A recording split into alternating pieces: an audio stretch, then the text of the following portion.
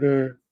Ladies and gentlemen, we are live, and welcome back to the Wrestling for Life Network, folks. We got WWE Smackdown on tap tonight, and we got all the news, all the rumors, all the fun stuff as we are on the eve of Wrestlepalooza and All Out. Our marathon is coming your way, and we got so much to get into. So get in that chat, click all the buttons, like, share, subscribe, and make sure you strap in, strap on, grab your snacks, grab your feel good. Let's go.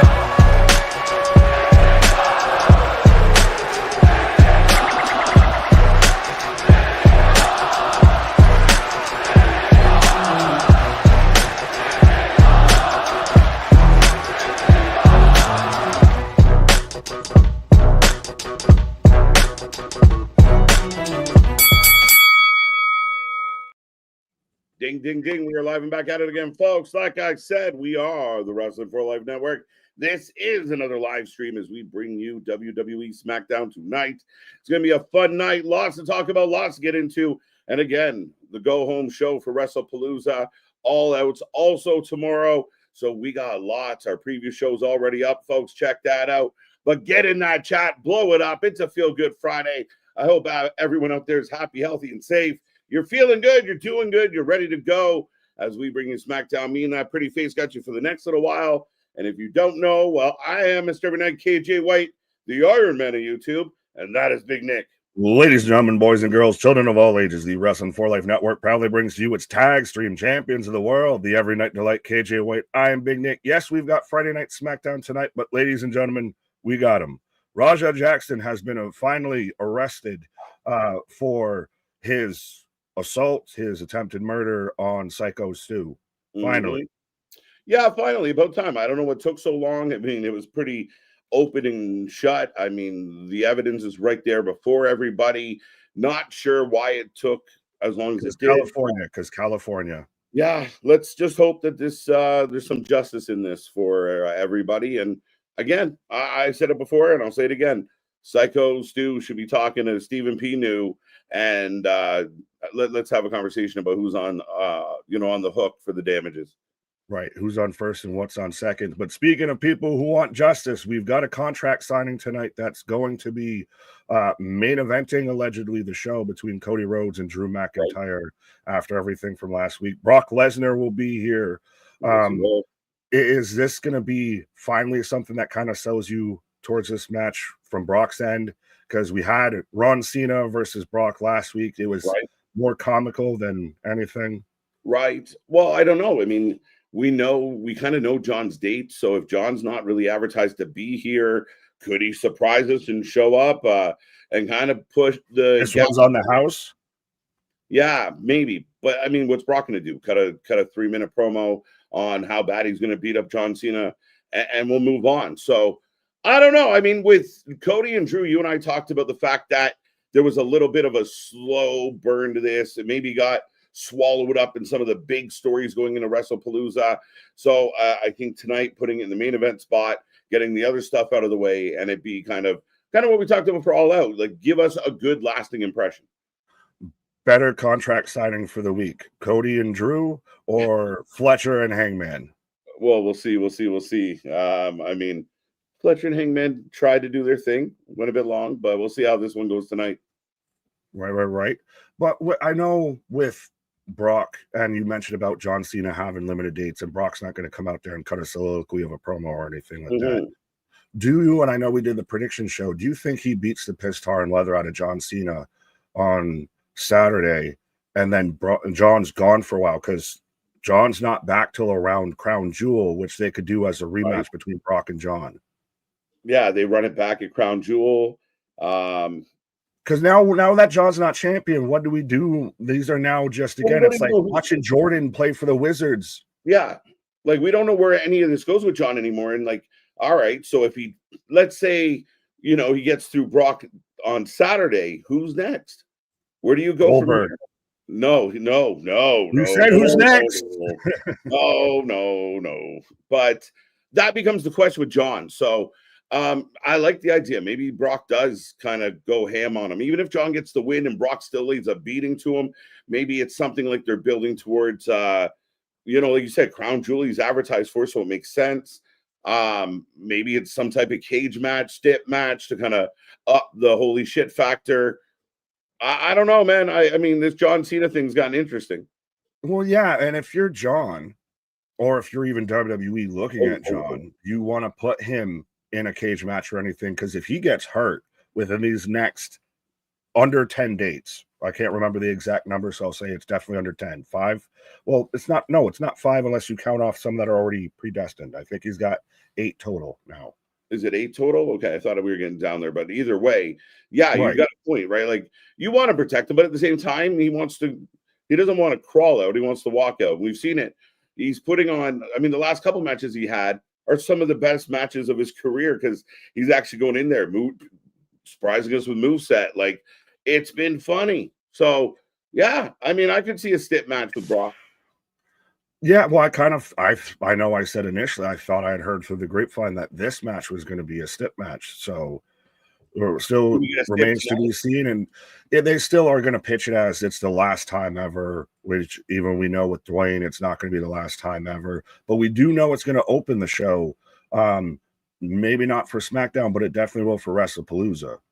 Yeah, knowing already that Brock Lesnar and John Cena, and it's not something they generally announce like this. Mm-hmm. So you can read the tea leaves, folks. You can understand why they might want people to know what's on first in this case. Yeah, I mean, doesn't shock me. And I mean, in this whole kind of, I don't know, it's not even a war, this little battle, this little slap around they're having. Yeah, it's making it obvious that 2 of the biggest stars ever are going to be in that opening window. So if you overbook, hi. Yeah, that's another thing I know you mentioned on Thursday, which, by the way, go and check that video out if you haven't already.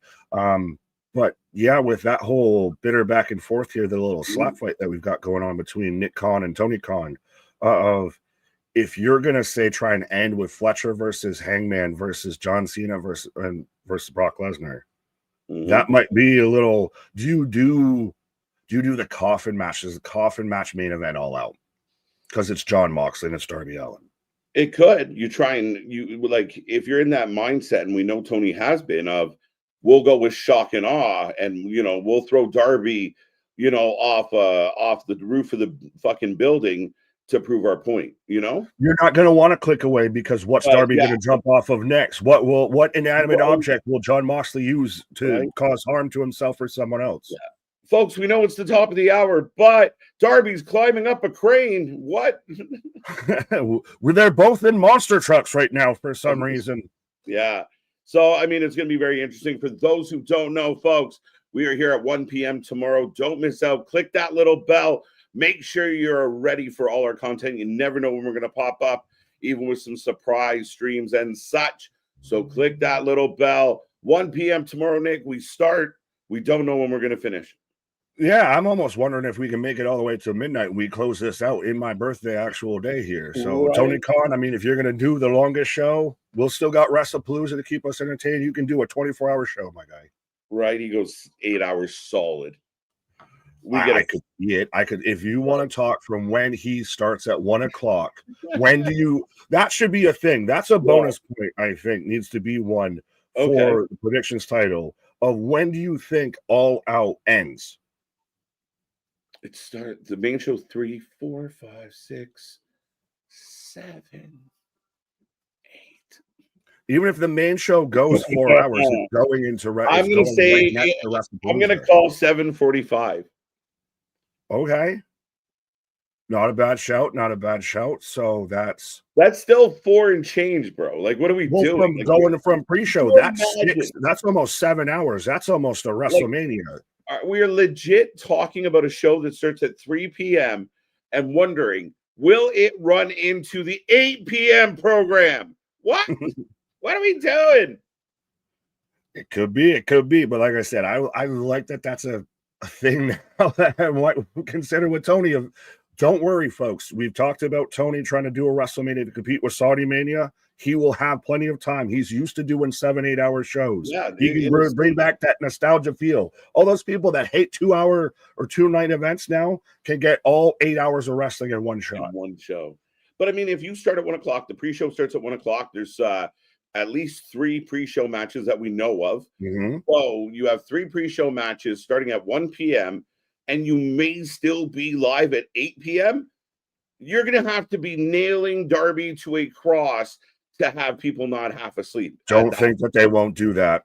Don't think that they won't do that. Alive. They've had the Sandman, so I mean, he knows all about that. Right. That went so well for them too. So, I mean, again, I think that's crazy that if the show is going to start at 1 p.m., that it's anywhere near 8 p.m. blows my mind. I think it might be. I think we're gonna see that over. I say like 8:05, like just into like Brock, like John Cena's entrance, just to be annoying, right? At like just to say fuck you, because it's just a little slap fight. Right. We already seen Tony blink in this whole back and forth, so now it'll be like 8:05. Right. Yeah, at 8:01 they blow up the entire building and make CNN news just to be difficult. Yeah, very interesting. The fact, again, like I said, it makes it for where Meltzer made it sound like, well, Tony might run long just to kind of mess with them. But is that not messing with your fans, messing with us, like in a bad way of like, I want to go to bed? Like now at 7, Dale, I see you, and I know we'll say hi to the chat in a minute. We got the top 3 there. Oh yeah, Wrestlepalooza. Well, does it start at 7, or is that the pre-show starts at 7? That's a good question. Yeah, someone fact checkers confirm that for us of whether it's the pre-show that kicks off. It's because if it actually the main show starts at 7, for sure All Out is crossing. You're going over it for sure. Streams with that for sure. Do you think that's 6 hours? That's light work for Tony.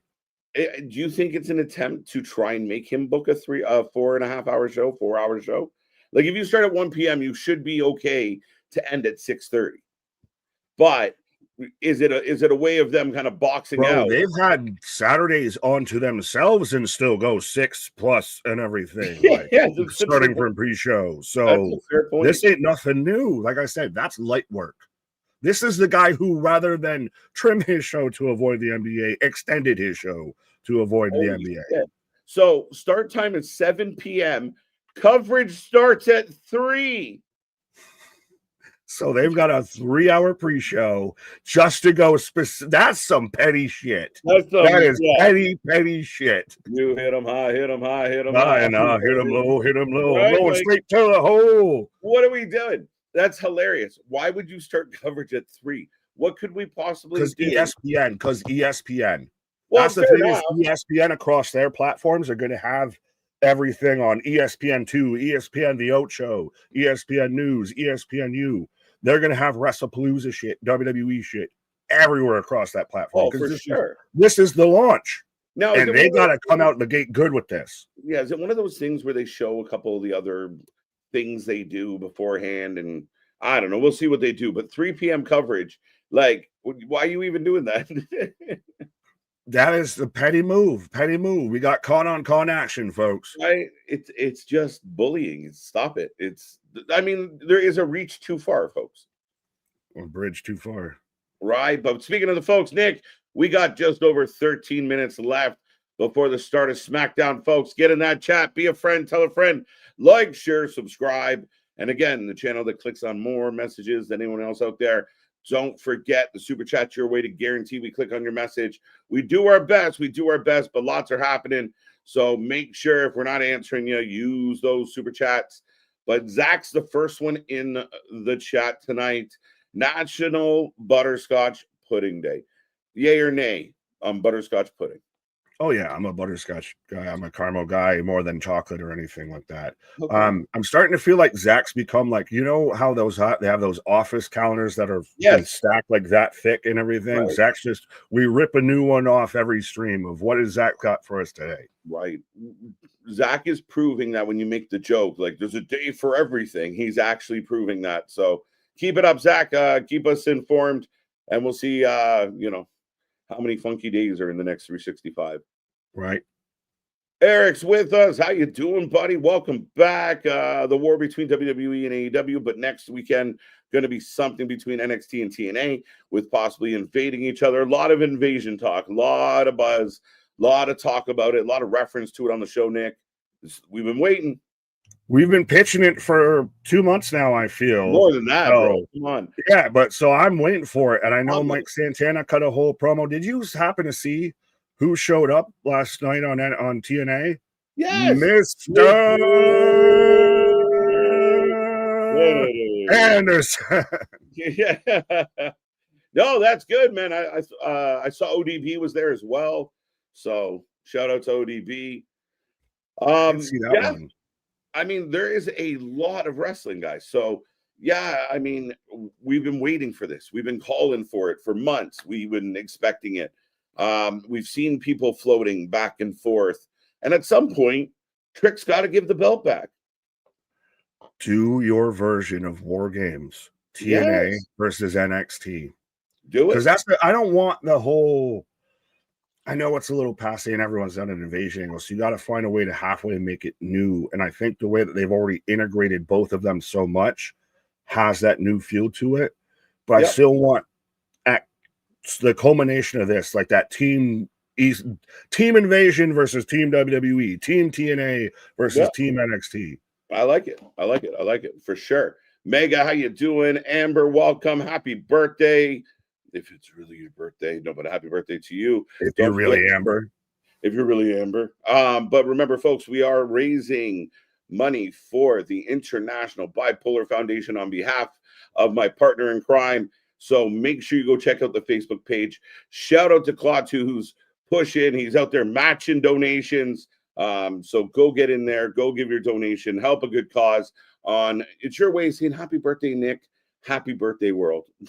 Yeah, well, and shout out my bipolar brother out there, Klaatu, and everything. And it's a modest goal. Trust me, at this point, we couldn't even afford a nosebleed seat with what we're asking for a donation here. Right. Cherokee George, welcome back. Evening all. Welcome to National Jeffrey Rush Day.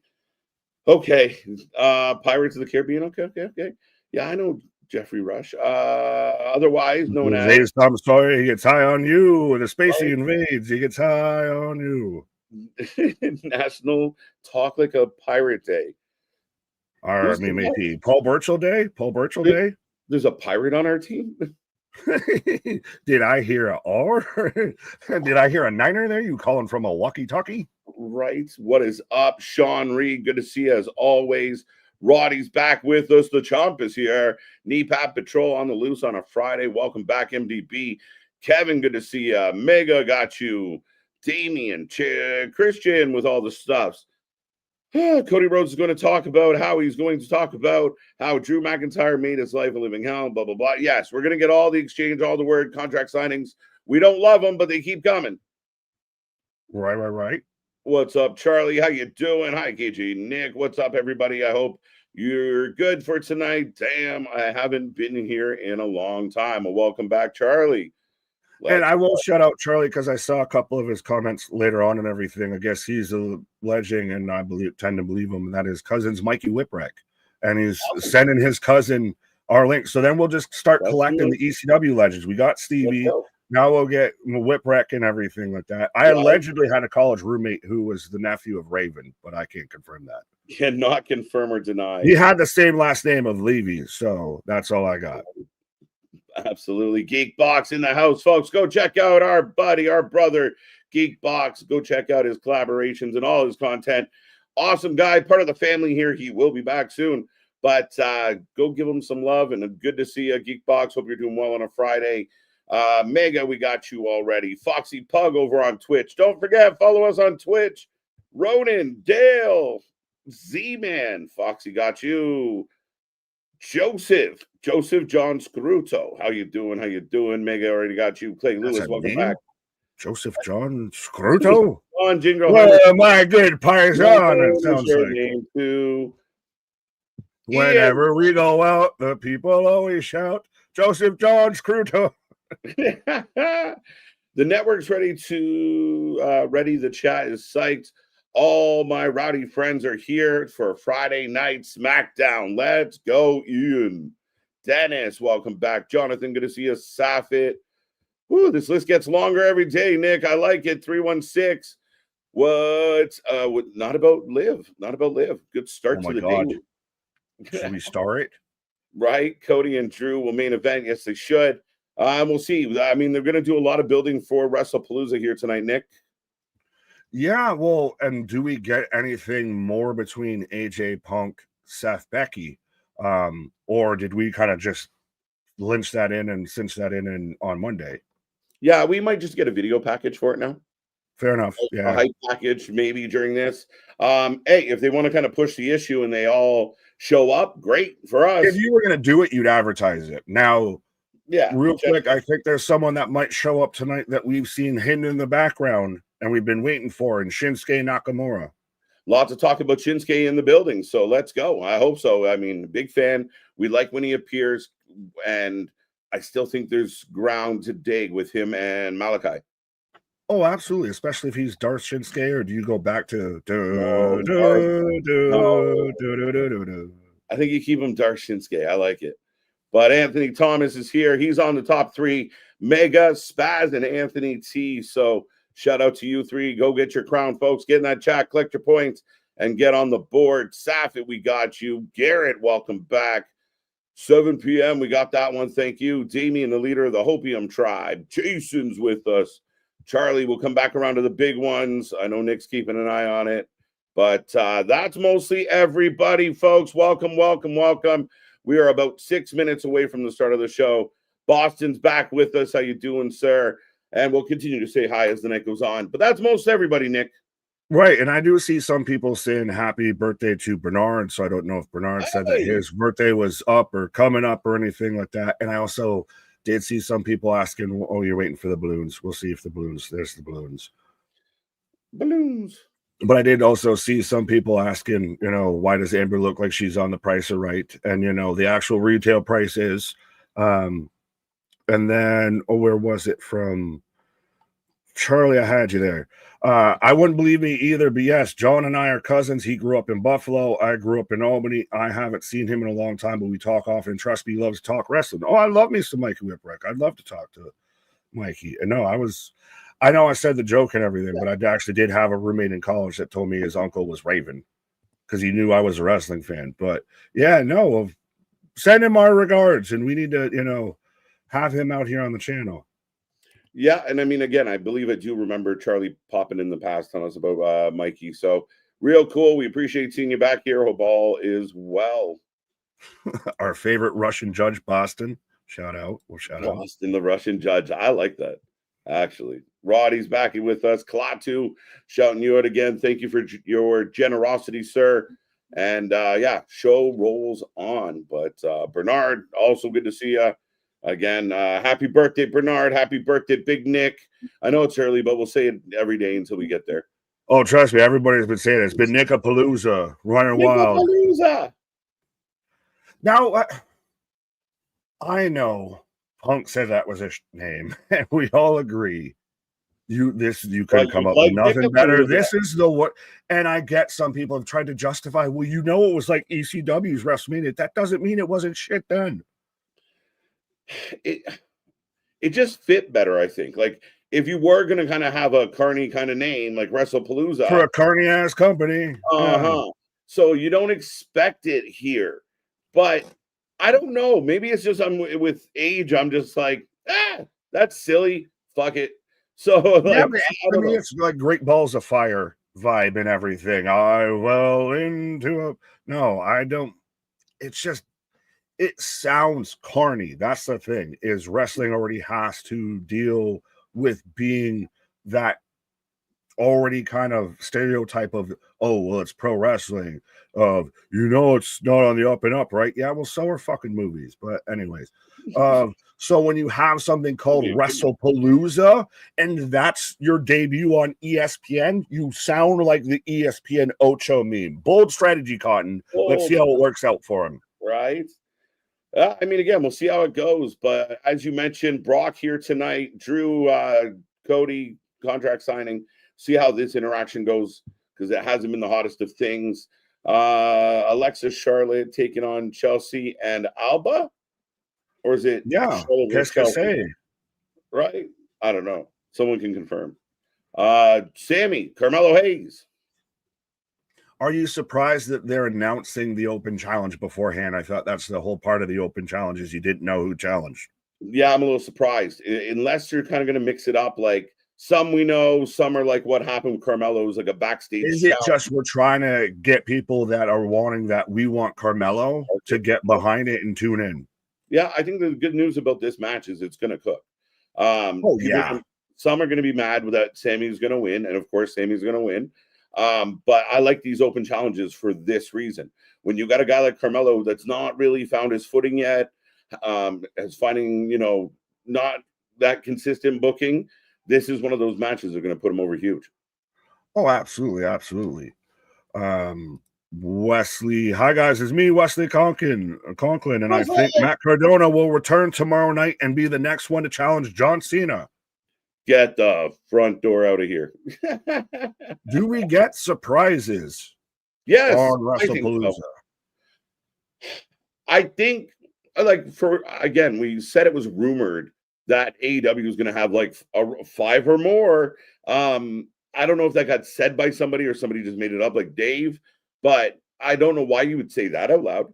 But I could see WWE trying to give us something to kind of, again, steal headlines. They want everybody talking about Wrestlepalooza on Sunday morning and Monday morning. And we now know, thanks to Tony Khan on the media call, that if somebody says something that's really untrue, he will make sure to clarify that it's, redacted and everything, that it wasn't out there. And I know we got like 50 seconds, so I maybe should have waited for a commercial. That was a bad timing for that one. Are you telling me the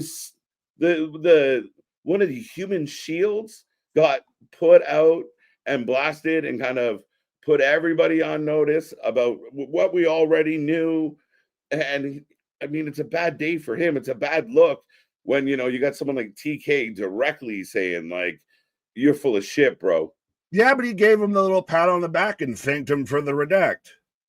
Well, all right, at least he redacted it, but we still know he's full of shit. Right. But Ian, I like this real quick. I never cared about my birthday when I was a kid. I just wanted presents and money. But as I've gotten older, every year I celebrate it like my last. So happy birthday on Sunday, Nick. Trust me. Amen. My big present for my birthday is pretty much I get to eat what the fuck I want all day and everything. So I'm treating it like I'm on fucking death row. That's it. I got steak, I got shrimp, I got homemade French fries and everything. I got Jim Cornette's wet dream going on in the fucking kitchen. He's gonna eat it all, folks, and it is his birthday. Yeah. wait. I got something for that one. No, you don't. No, you don't. Oh, as the show is about to start, folks, Nick and I are ready to go. We're gonna sync up. You can do the same at home if you would like. Then. Oh. 2 seconds. Now. Brown cow. We will always be forever. All right, folks. We are dialed in. You can do the same at home if you'd like. And the show begins. We know what's going to kick this one off, but together. Jose, I got to acknowledge this. Death Row Records, Nick going to wear a black turtleneck on his birthday. That's still the coldest picture and thumbnail on this channel. And if I ever can afford it and get it blown up and actually we got to frame it. Is me, KJ, and Anthony all out there looking like the fucking Death Row picture with Pac, Suge, and everything like that. That is the coldest shit. I dare a fucking channel that can sit there and put their face out there. How many times are you going to click on shock face or, I don't know. Right. That's a cold ass picture. Let's go. It's Chelsea. We got Alexa and her not friend Charlotte, whose pants are falling down apparently. Well, who Andrade clarified, I left the house. She didn't throw me out of the house. $10 from Spaz. Thank you, Spaz, as always. Right. Happy Smackdown Friday. Happy Palooza. Happy Spaz is going to the Mud Show. Happy early Nickapalooza with extra cheese. Happy me and Jake tried to boost your fundraiser. Happy, hope it helps. Happy chat. Happy. Joy. Happy. No, we love that. And I hope you have a fun time at the Mud Show. Again, it proves wrestling fans, even if you're mad at the product, we will show up. And Spaz going out there to check it out. I hope you have an amazing time. Thanks to anybody that spreads the word about the channel, about our fundraisers. We got more fundraisers, more special shows coming your way. So thank you, thank you, thank you. Right. Bernard, Jim Cornette is amazing and his co-host is an insufferable mark. Now replace Jim Cornette with KJ White. Michael Cole? Where's Cole? Cole quit. Ladies and gentlemen, breaking news. Cole goes to the ring. Probably call out Brock. Is Michael Cole or Tony Schiavone? Oh, wait. Here comes Brock Lesnar. Why was Cole walking off and now Brock's coming? That's the one thing I've been missed here. Brock Lesnar's going to beat up Michael Cole? He's going to get another he's going to get another vacation room. Everybody thought, well, not everybody. Dirt sheets that get clickbait titles sat there and were putting out because Michael Cole actually missed a week for the first time in like 20-something fucking years that he was ousted from the company. It's like, no, he took a vacation. KJ wasn't here for a week. He wasn't ousted from the Wrestling for Life. Right. He took a vacation. Well, we'll see. I guess this shall be interesting. Brock rip his pants, yes or no? Well, he's got him up on his shoulder. Cole shit his pants, yes or no? He wore his brown pants. Well, he actually wore gray pants, but yeah. Right. That was Michael Cole when Brock hit Michael Cole right there. As Brock just carries Michael Cole around the ring like a baby. Like a sack of potatoes. Yeah. Sack of potatoes. An absolute infant in King Kong's arms. Oh, sits him on the top rope. Oh, wait, no. Tells him to get in the ring. There you go. There we go. Right. Now they boo him again. Is Brock Lesnar about to F5 Michael Cole? Oh, it feels like it. But do we get a surprise Cena? That's got to be on the house. No, you get like a R-Truth. You get a Ron Cena. Not a John Cena, but a Ron Cena. Big Cena chance breakout. Brock has a Who's going to stop Michael Cole? Pat McAfee? Yeah. Oh. Corey slides in. Corey's cleared. Corey's cleared. No, but this is. I like this because it's realistic. You wouldn't. Oh, absolutely. You wouldn't just let your F5. F5 to Corey. That's why I had to clarify. The man is cleared as Corey Graves eats an F5. Corey Graves officially retires from duty again. He took his one bump. That's his one bump. It's over. All joking aside, Corey Graves took his first bump in years. And that 100%, though, like you said, this feels realistic. Of Brock Lesnar feels, the only thing that's missing for me is I don't know what predicated it of why Michael was walking up the ramp. But this feels like Brock would show up and just be an unhinged fucker. Yeah, now John. Oh shit. It's D-Day tomorrow, John. I'm coming for blood. Okay, that's intense. Yeah, but this is what works with Brock, and you sell him as the conqueror. Glory, glory, Brock Lesnar. Glory, glory. Now, can anybody help us out here, fact checkers? What did Michael Cole say to open the show as far as why he left the table? Yeah, because literally beyond that, this feels realistic. Even if Brock just showed up and snatched Cole from commentary. Oh, gets a big pop for messing up the Prime. And I'm going to go home and have a Gatorade because Prime doesn't pay me a goddamn dime. Yeah, no shit. As we got refs, we got producers. Corey Graves is in there with a great light. Oh, he's got him up again. Listen to the crowd. Listen to the crowd. This is what I'm sorry, everybody. That's all the few people I've seen out there that react and everything that are all butthurt and everything that Brock Lesnar's back. But the fact that Brock Lesnar's out here, and again, this is a fucking 700-pound gorilla on the loose. This is the alpha male of our species, and we don't know how to put the fucking velociraptor back in the cage right now. And Corey Graves, like, eats 2 solid F5s. They're chanting one more time. You sick bastards. You sick. But this feels real of this. If Brock Lesnar walked into any establishment, he could do this exact same thing. It's why I always love the quote from Heyman, shoot or work, the finish is the same. Yeah. Brock Lesnar is a guy and an athlete that he gets to choose the outcome. Right? As the crowd just murmuring. Brock looking down the way. Now they wanted one more. He wouldn't give it to him, picks up his hat, and it looks like the Brock is we're good. We're cleared. Commercial. Yeah. Break. And that's a hell of a way to start Friday Night Smackdown. And I see why we go to commercial, because we need to clean up. Someone get a fucking spatula to pick up Corey. How'd y'all feel about the first 8 minutes of this show? Right. Do you have a siren and not for Scott Steiner, for Corey Graves out there? Because I don't know if he's going to be able. What's your commentary team going to be now? Michael Cole's, change his attire, and Corey Graves is on the way to the nearest medical facility. Right? It's a good question. Yeah, there we go. Holla! You hear me? It's crazy. Like, okay, so Cole's going to be back because he didn't get beat up. So Cole and he might be shook. There ain't no such thing as halfway Coles. Put Heyman on commentary. Oh no, he's still in the hospital too. Yeah.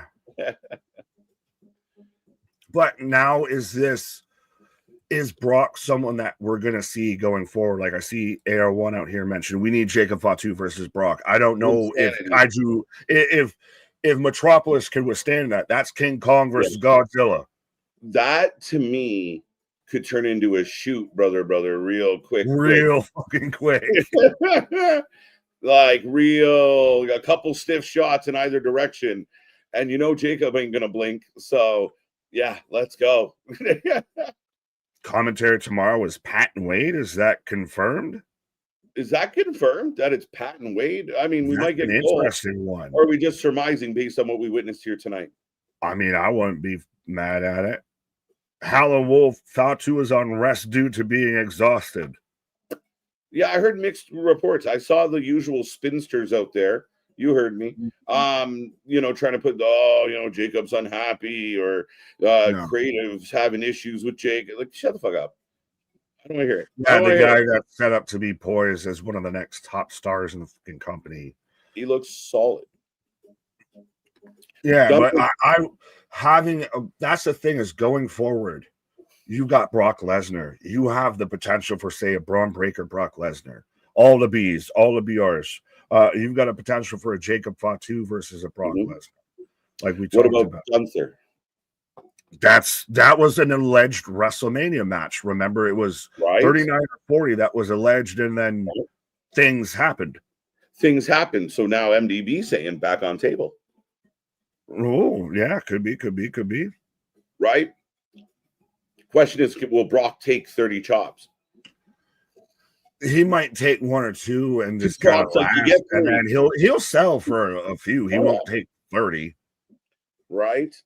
But what an energy in the building. Like, I know there's controversy and we can dive into all that. People get all caught up in it. But just the energy in the building, it gave me goosebumps. The energy of the crowd just losing their fucking mind. And Corey Graves, who we didn't even know was cleared to take a bump, just took 2. It was rumored, 2 years ago that he was cleared? Right. As he's still out. He's still dead.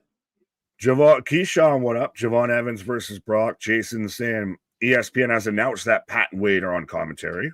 Okay, thank you, Jason.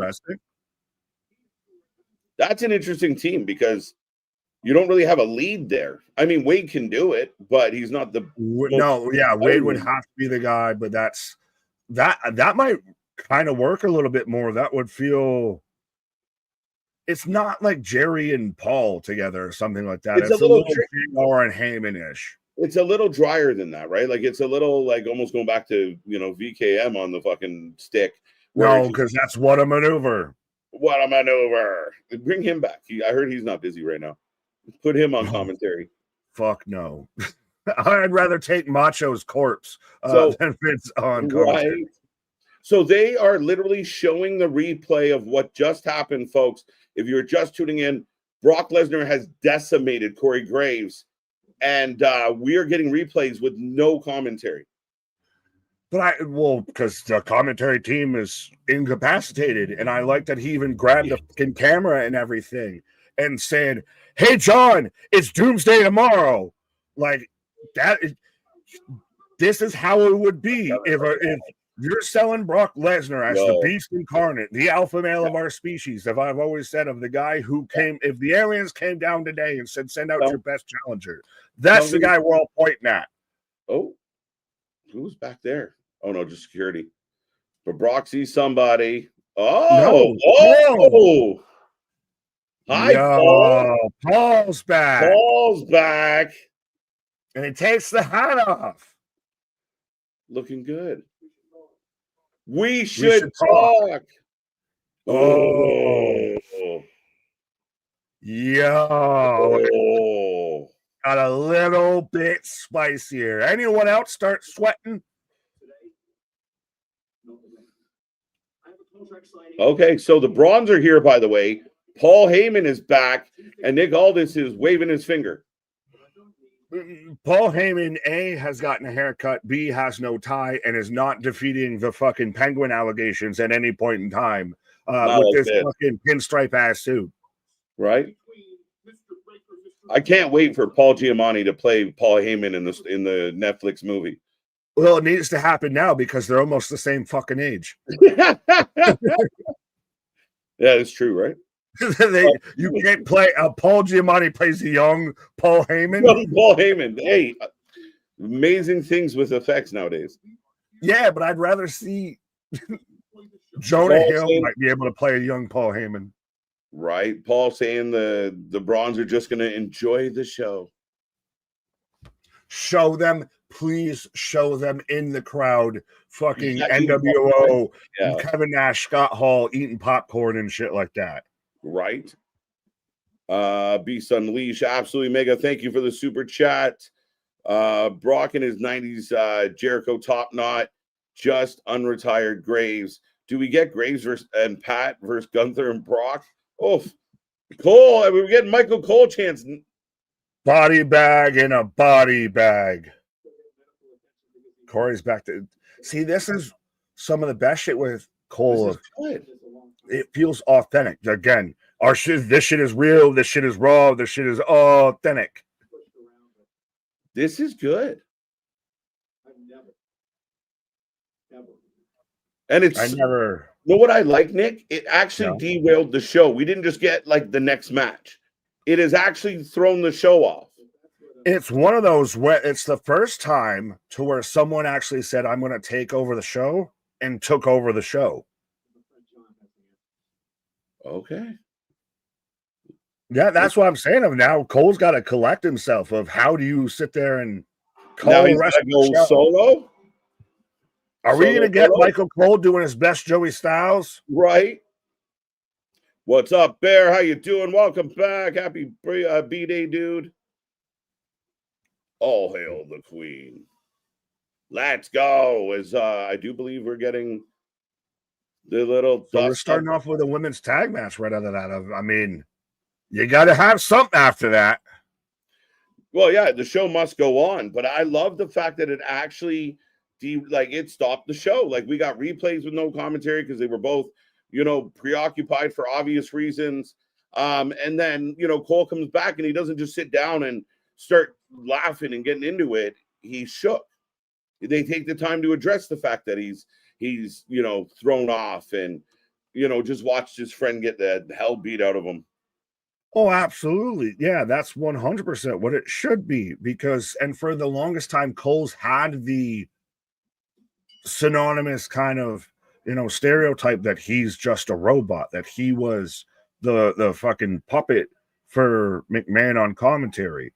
But now you're actually able to see more fleshed out of Michael Cole as a person. Of my friend just got destroyed, and we dirt sheets and insiders know that Corey Graves was cleared and all of that a while ago, and everything. But to your regular viewer, that's a guy who's got kids at home, who's got Carmelo waiting at home, that's not supposed to be getting physical in the ring, that just got his shit rocked by Brock Lesnar.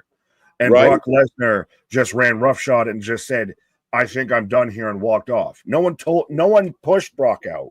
He just decided he had had enough.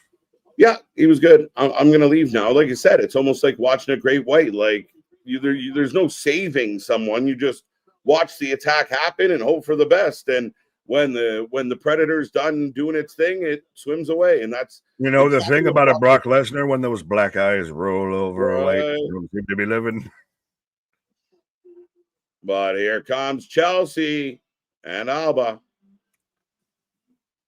But folks, let us know who you got for this match. Whether you've got the blondes versus the brunettes, which hairstyle do you prefer? Or brunette and red. We've got Chelsea Green, who I still think might win in an electoral race in the United States at this point. Second only to Camacho, and Alba Fire as her VP.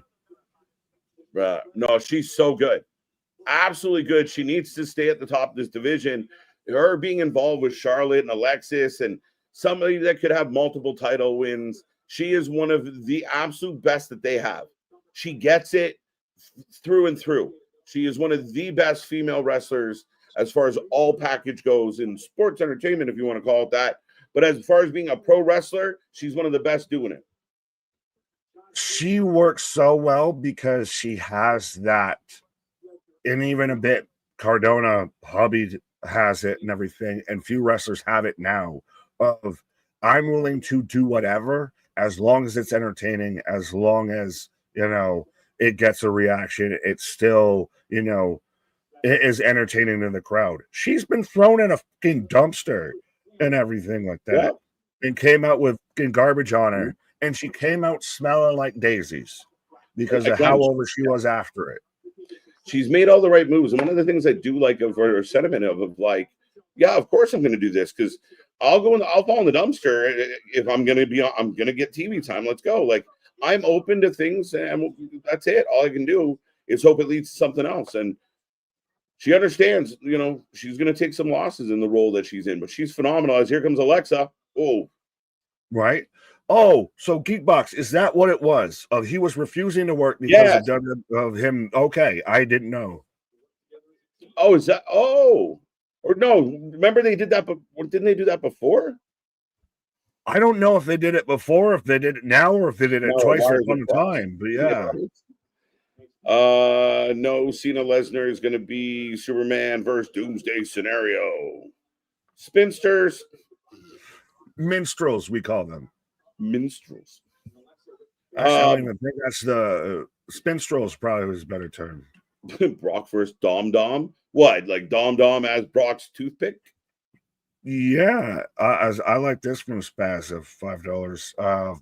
Brock versus Breaker versus Reed versus Walter versus Oba is what got me. Okay. Brock Lesnar versus Oba Femi. Mm-hmm. Yeah, all the big beefy boys slapping me. I mean, there's a lot of good talent, and if Brock's around and hopefully willing, like put some younger guys over. But a lot of people are going to be buzzing, Nick, and talking about we should talk with Paul Heyman. How does that tie into things? Is that the bigger thing outside of Nexus saying I'm still in shock we witnessed the murder, outside of Corey Graves getting slammed around? Is the Paul Heyman Brock Lesnar we need to talk the biggest thing? Well, and again, just to kind of go back, because I know we were talking, it's still quiet. There is no commentary at the moment. I'm in a commercial. It's the crowd's clapping. Cole collecting himself. Yeah, Cole's just sitting there upset. Well, he's doing the commercial. Oh yeah, no, he's back there. We've got Michael Cole Styles tonight. Right? We are in a Twisted Flair era. Let's go, Lady B.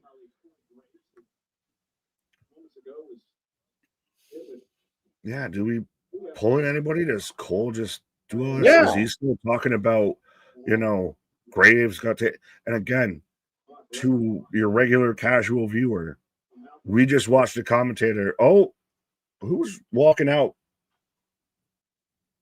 Who's Miz? The Miz is going to commentary. You could put Miz on commentary long term, but he would drive people nuts because people don't like him.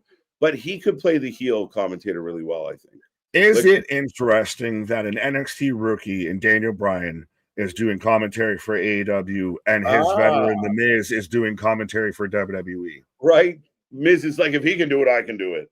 Right. So Miz has come out to help commentary in the absence of Corey Graves. Is that a way that you transition Mike out of the ring? Like, is he your Daddy Magic? He could be. I mean, he's getting up there where, he works with the younger guys at Carmella to help put them over, do commentary, do personal appearances. Respectfully, he's just at that point of his career. Geekbox is pointing out, was when Lesnar did his first Cowboy run and they were voting no confidence in Triple H because it was unsafe. Unsafe. I do think Cowboy Brock is kind of almost best Brock outside of next big thing Brock. It's just like Brock all of a sudden one day after years of what he felt very disconnected and like just mailing it in, all of a sudden showed up to work and started having fun again. And it was really pal, when he showed up in overalls and cutting a promo with Sammy. Yeah, all of a sudden it got funny. You're like, okay, let's go. He had it, you let the personality through. Yeah. Oh, I like this from Mr. Quake. Where's JBL? Well, let me tell you something, Mako. Yeah, actually, where is JBL? That's a good question. Showing up everywhere else. Facts. I think we're coming out of commercial break. Dear Netflix, I want my timer back. Look at Miz is trying to give. So for those who got the not commercials, we saw Miz come out there. For those who got commercials, you just got Miz showing up saying, "Get that energy up, Michael Cole." Yeah, trying to pump up Michael Cole as Miz now is on commentary. Like we said, Alexa looking for a tag, but no luck, and Chelsea all over, shaking it out. That's a very valid point, Jose. Stone Cold got more comedic the older he got. Your name is Hugh Morris? Right. What? Is that funny? What? Yeah, that's the best. Hugh Morris. Well, that's still my favorite promo. Is that funny? What? Is that humorous? What? That and my favorite not backstage segment is Booker T and Stone Cold in the grocery store. Oh, that's one of the best things ever. If I'm ever like scrolling and there's someone has a clip of it, it always gets watched.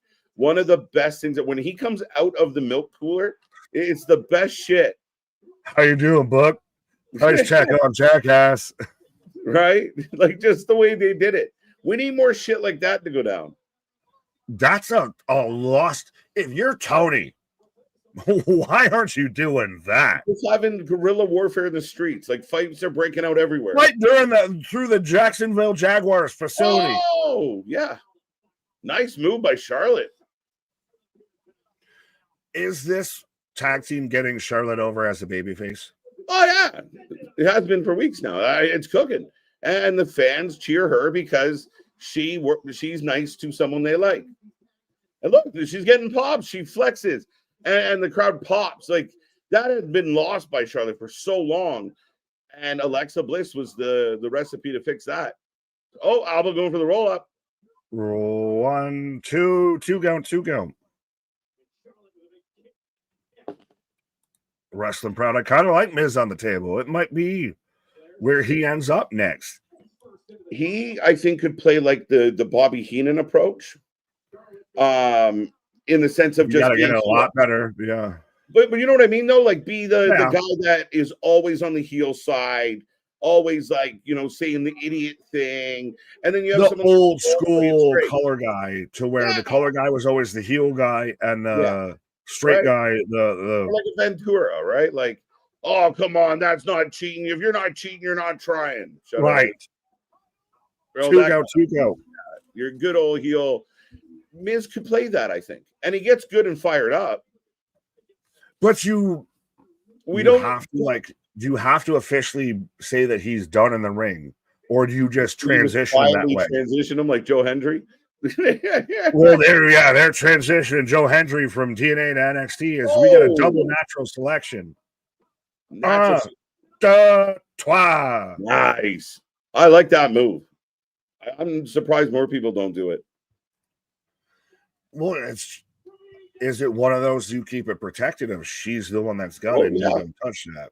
Yeah, we need more of that. I mean, again, Kenny's got it down to a science, because you never see someone drop a one-winged angel out there. Like, not on the indies, not at anything. You don't touch that. That was Baron Corbin was the next closest guy that had like deep six and everything protected as fuck. Yeah, and I mean, again, what bothered me about that was the minute they pointed out that no one had ever kicked out of it, Roman did. You're like, fuck. Right. Why'd you tell me then if you were only going to do this? As I got two profits. Yeah. Daryl, what up? Daryl, welcome back, sir. Why is B-Fab's ear spray painted silver?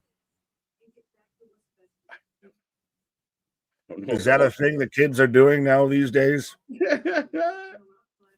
As Mission showing up here, right? Those two don't look bad as a tag team. Well, I'm still interested that we've got this salty spittoon between the Profits. They dabbled a bit. Who was it that Mission? She did a video with someone, and I thought that might be a good team. But Street Profits aren't in the good place, bro. Now we're gonna talk right now. But you got Dawkins in the hoodie. You got so they're good.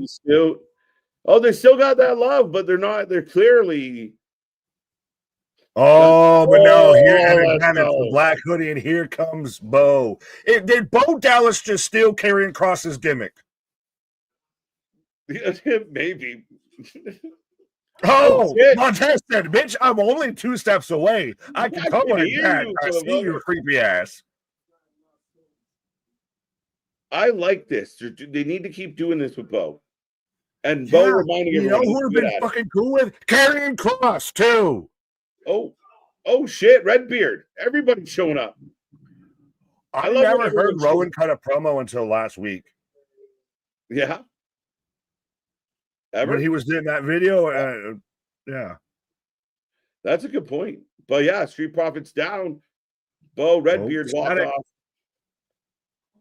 All right, Nick, I'm going to catch my breath. The show rolls on, folks. Make sure you be a friend, tell a friend. Let's get this up into triple digits tonight. But, I need a refill. Yeah, fair enough. Well, if you come back in a black hoodie, I'm running. As I'm getting an advertisement right now for Wrestlepalooza. Or no, I'm getting an advertisement for Salt Lake City with SmackDown being out there. Ronan, what up? The Wyatt 6. I'm not saying I don't dig what Bo's doing right now. Hey, Jose, I didn't say their name, so you can't take a drink. But I almost feel like if you would have paired Cross into that or could have done something, like you're seeing the avenue for what Cross was doing and how it's working. So it's really one of those of why didn't it work in that situation?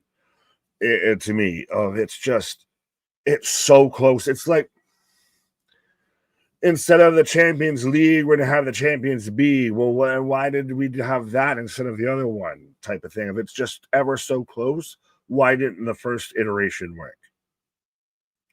Bo Cross, you got a Bo leave. Jose, if you think of, I didn't say, see it, I still won't even say the name. So no. You can't read my mind. Nick, again, how do you like the idea of a New York Yankees cake delivered to you by Derek Jeter? Christian, are you offering that? I mean, I don't know. Is he wearing the uniform, or is he just showing up with just the cake in front of an area with me? I don't need Magic Derek Jeter showing up here, but no, I know someone mentioned it earlier, and I'm going to have the same answer as KJ because we've talked about this before. We both very much dig ice cream cake versus actual regular cake. I know he has the birthday in July, or is it August? I want to say it's July. Don't quote me on that, but so he always had it because summer, and I'm just always a sucker for ice cream cake. I like the weird little crumbly bits and shit. But yeah, that's where I'd go with all of that. I mean, we're gonna go. That would be a whole members only thing or a whole tangent if I need to start naming off favorite Yankees or whatever. Jeter's fucking up there, but I mean, he's the goddamn legend. But yeah, anyways, as speaking of all of that, I will also mention again for those who don't know, as we are just past the first hour on stream and everything like that, we are doing a fundraiser for bipolar disorder, the International Bipolar Disorder Foundation, on the Wrestling for Life Network Facebook page, obviously in honor of my birthday, because lovely bipolar disorder is something you got to deal with. But absolutely, and again, we always try and be advocates for men's mental health, for mental health in general. We had the Wrestling with Mental Health stream. We are the Wrestling Fans United. We try and not get into the whole toxicity of shit and actually still be willing to have discussions and kind of bring wrestling fans all together and everything like that. So we figured, what a better way than, bring wrestling fans towards a good cause instead of just, a pause. But yeah, so make sure you go and check that out. Even if you don't donate, I'm not going to ask your funds or anything like that. Even if you can't, even if you don't want to, just at least share it and everything and help spread the good gospel of the Wrestling for Life Network out there. Men's toe health. No, that's what Joe Burrow needs is men's toe health. Dale, what up? Anthony, that's going to be Superman Dark Side. Huh? Which are crumbly bits. Nah. Yeah. You're telling me let's be honest, the only reason anyone gets cookies and cream ice cream is because of the crumbled up cookie bits. As our truth, Ron Killen's out here with his own ESPN lemonade stand out here. So our truth went from Ron the Truth Killings to out here Ron the Truth Shilling. He's got the ESPN outfit on of wait, I can do on the spontaneous like Mr. Dress Up. I can do the neck brace to be out there with Ron Cena as we've got the bird toes out here. But so Ron's still selling the effects from Brock Lesnar, but so he's explaining for everybody out there. So you can scan the QR code right now on your screen if you're watching SmackDown. I find it so hilarious that they're having to explain how to sign up, how to use this, how to pitch this, literally the night before the show, the pay-per-view. They're having to explain it, which, by the way, of YouTube TV, all of that, not going to have it. You're going to have to get the ESPN app, or if you're going to have to do, like we've pitched about, like I'm using right now, the Vipin, so you can watch it just out there on Netflix. It's the easier way. It's the best way. But yeah, our truth has gone from I'm shaving my head and I'm Ron Killings and I'm not the comedy act anymore. Remind me about ESPN and Meltzer. There you go. I will. Trust me, I'll do it in the neck brace too. Trust me. I realize it's hiding the beard and it doesn't look great and it's swelling my head. But I got Fraxium out here. Finally, Ron's off my screen so I can get rid of that. Thank you. But our truth is giving us exposition. Yes, exposition dump. I'm free VPN and Netflix works fine. I say that's 100%. Hashtag not sponsored. We need Hey, Steph, you got slack for your vipping ad read as, oh, the Brawns are taking out Fraxium. Oh, that's a tag team match I'd love to see on One Way as Paul Heyman's walking out. Holy shit, did we pivot fast. As Paul's out here with the Brawns, as I'm trying to catch up on all the comments and everything. What's next for Brock after he beats Cena? Probably a rematch with Cena. This segment is for boomers. Hi, Heyman. I'm going to get cookies and cream. Yeah, whatever. So, instantly just destroy Fraxium to have the Brawns out here to cut a promo on the Usos.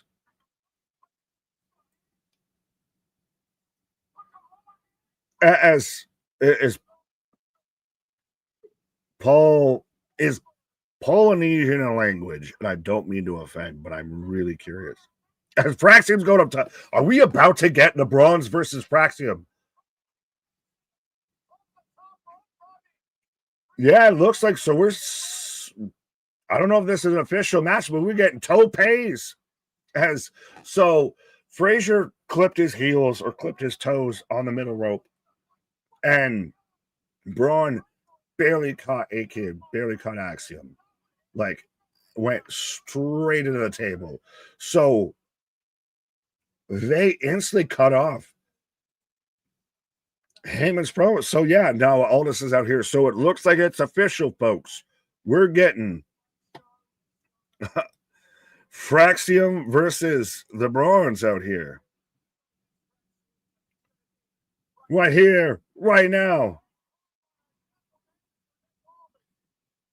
Sneak Attack was watching NWA 2025 Crockett Cup show last week, and it has more in attendance than AW. I highly doubt that, seeing how that's on Roku TV at this point and is like taped almost 3 months in advance of, as some of you may be going to commercial, I am not. I've got the Brawns setting up to take on Fraxium right now. Again, let us know, folks, who you taking. I miss Pretty Deadly. I don't. But yeah, NWA hasn't been the same since Sam Hine won with the Father James Mitchell whole Tony Khan powder segment. So they've slowly been dying a death, I feel. Vision for the win. Now, are they still truly the Vision? Because it seems like you've had Becky and Seth separate from Brawns and Heyman. I mean, if Heyman's back from medical leave, from hospital leave, and this is where he shows up, he doesn't show up to back up Seth or anything. It might be one of those of you start to have that split. It's kind of like, was it Hunter in the corporation with DX2 where he kind of got with Steph and he separated himself, and then everybody else underneath kind of, joined against him of like, well, why are you the one in charge when we're the ones doing everything? Mickey James will be GM tonight. It's a little long in the tooth and a little late for that. We're almost an hour through it, but yeah. Vision works for the win. That's so Raven for the win. I don't even know if that was a choice, but I got you. You took a fucking weird long way to get there. Christian, you're starting to complete the set of all you need to do is mention CPR, and I think you've completed the fucking trilogy, and that's not a challenge, sir. But you're out there dropping the living La Vida Locas.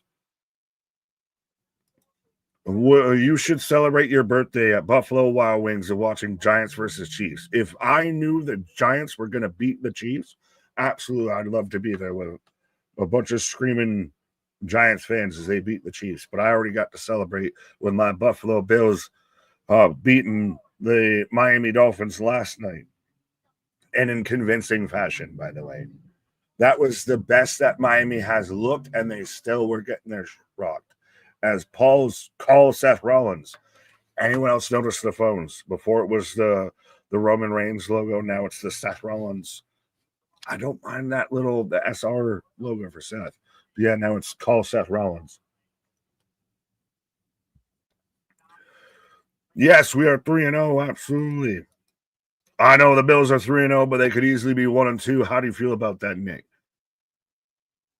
Good, because guess what? We ain't that. It doesn't matter whether you win by an inch or a mile, Tom Toretto. But yeah, no. And I will say this honestly, as I believe most of y'all in a commercial, I've got Braun and Axiom right now in a headlock as we're coming out of commercial. But I will say this. The fact that we should have lost games and didn't and fought back and had huge moments and stellar moments and gathered as a team, that only solidifies how I feel about the team overall, because going through in the rest of the season, we're having those moments that teams have, in week 10, and we're having it in week 3, that kind of stuff. So this to me, and I'm going to say it, knock on wood, this is Super Bowl or bust for the Bills at this point. Won't even say you fully got to win it, even though I wish you would, but you at least got to get there.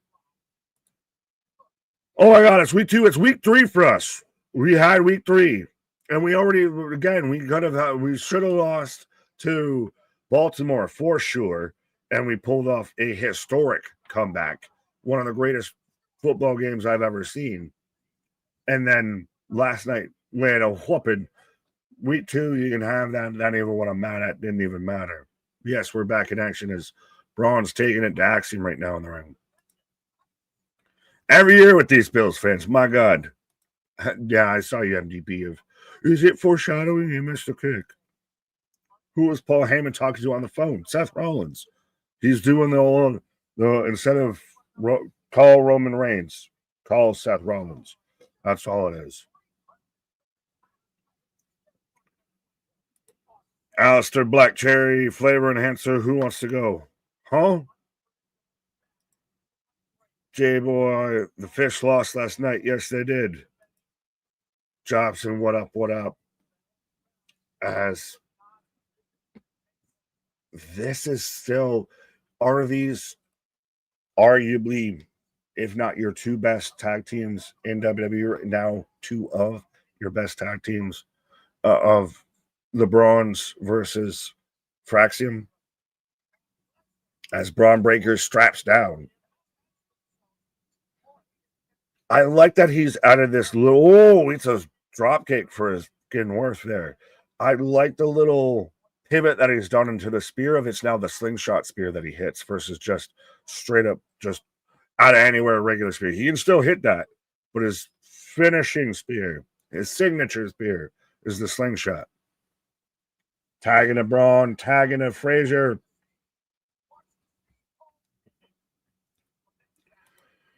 Josh Allen is a dog. I don't love that. And that's my quarterback. Trust me, anytime someone mentions Josh Allen, I get instantly into the TO clip of that's my quarterback. Drop kick. Well, we were hearing the coughing from the great beyond. Zordon was, smoking down peace pipe. Bro, I leave you alone for a few minutes and you cut an AEW promo on behalf of the Bills. Someone asked, and it's week 3 for us. We're moving on. It's week 3. I'm a week behind. Yeah, but yeah, yay Bills. Oh, but Death Valley Driver, good match. Oh, absolutely. Well, and I asked this right before you popped back. Is this not your 2 best, if not 2 of your best tag teams right now in WWE? For sure. And yeah, 100%. I know our frac team has been a little quiet, but again, they. Oh, God. Thrust that man off the turnbuckle into a spear. Bro. Yeah.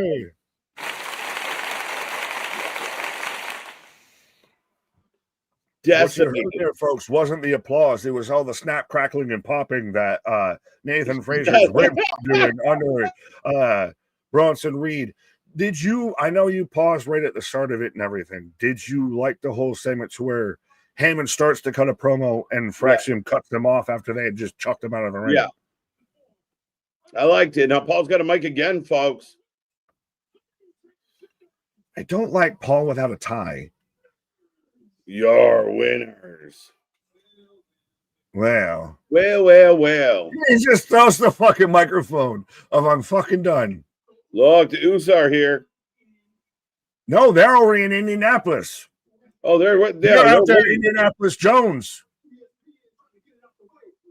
Did someone let Truth know where he's supposed to go? Is there like what other country has an Indianapolis? Yeah, but he's had some issues.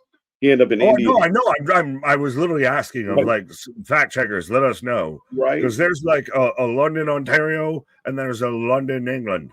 Yes, there is. The Uso Penitentiary. Let's go. Throwing it back. Right. I think there you go. I like that. I'm excited for this match, Nick. It could be a surprise match of the weekend. I like that there's multiple candidates for could be match of the weekend. There's not a one clear cut obvious. Now, as I'll say this before I'm about to take a pause. Oh, bro. We were gonna have on the weekend, but we won't have until close to next weekend. Is Tiffany versus Nia versus Jade was already on the shirts for Wrestlepalooza and everything, but medical conditions aside and everything like that they've moved it. I know I mentioned it last night and they were still iffy. They moved it to next week, allegedly. Okay. Yeah. Okay. So, I figure the injury, we'll see. I guess it's something minor that she's just trying to work out over a couple of weeks and hopefully she's back. I don't love running a triple threat back with these ladies. Feels a little rinse and repeat for me. Feels a little dull. Jade wins and then Bianca comes out and challenges her and we get that feud finally. We're still waiting for Bianca to return. I mean, if Montez and Dawkins are breaking up, you really have an opportunity to do something with Montez and Bianca. I know, another couple, KJ, but I think they could be really heelish together on SmackDown. Now, Kiff, do you think that I'll leave you with this? No. Dawkins actually splits from the Street Profits? Yeah, I think right now they're foreshadowing some type of breakup. Dawkins and Montez have had varying levels of success. We've recently seen them come up short. So does that mean their time has come? Have they come to an end? Is it a time to try something new? A lot of people for a long time have talked about Montez is ready. Montez is the guy. Dawkins is no slouch. But this could be the beginning of the end of the Street Profits. But with that being said, thank you, Big Nick, as he takes a pause for the cause. Show rolls on. We're in a commercial break right now. People showing up with the Usos. Hope everyone out there is doing well on a Friday night. You're feeling good, and you are ready for Wrestlepalooza tomorrow. Don't forget, we're not just watching Wrestlepalooza. We're going to be here for All Out as well. We go live at 1 p.m., so grab your brunch, grab your lunch, grab whatever you want, and bring your feel good. We're going to have a good time all day long, all day Saturday.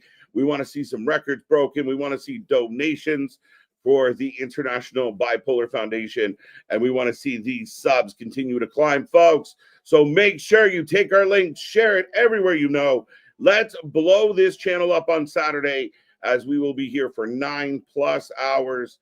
All depends. I mean, we don't even know if All Out will be done by then. But it's going to be a fun one. Don't forget all the action coming back at you next week as well. So much wrestling. So many big shows. October is packed. The end of September is packed. Crown Jewel's coming up.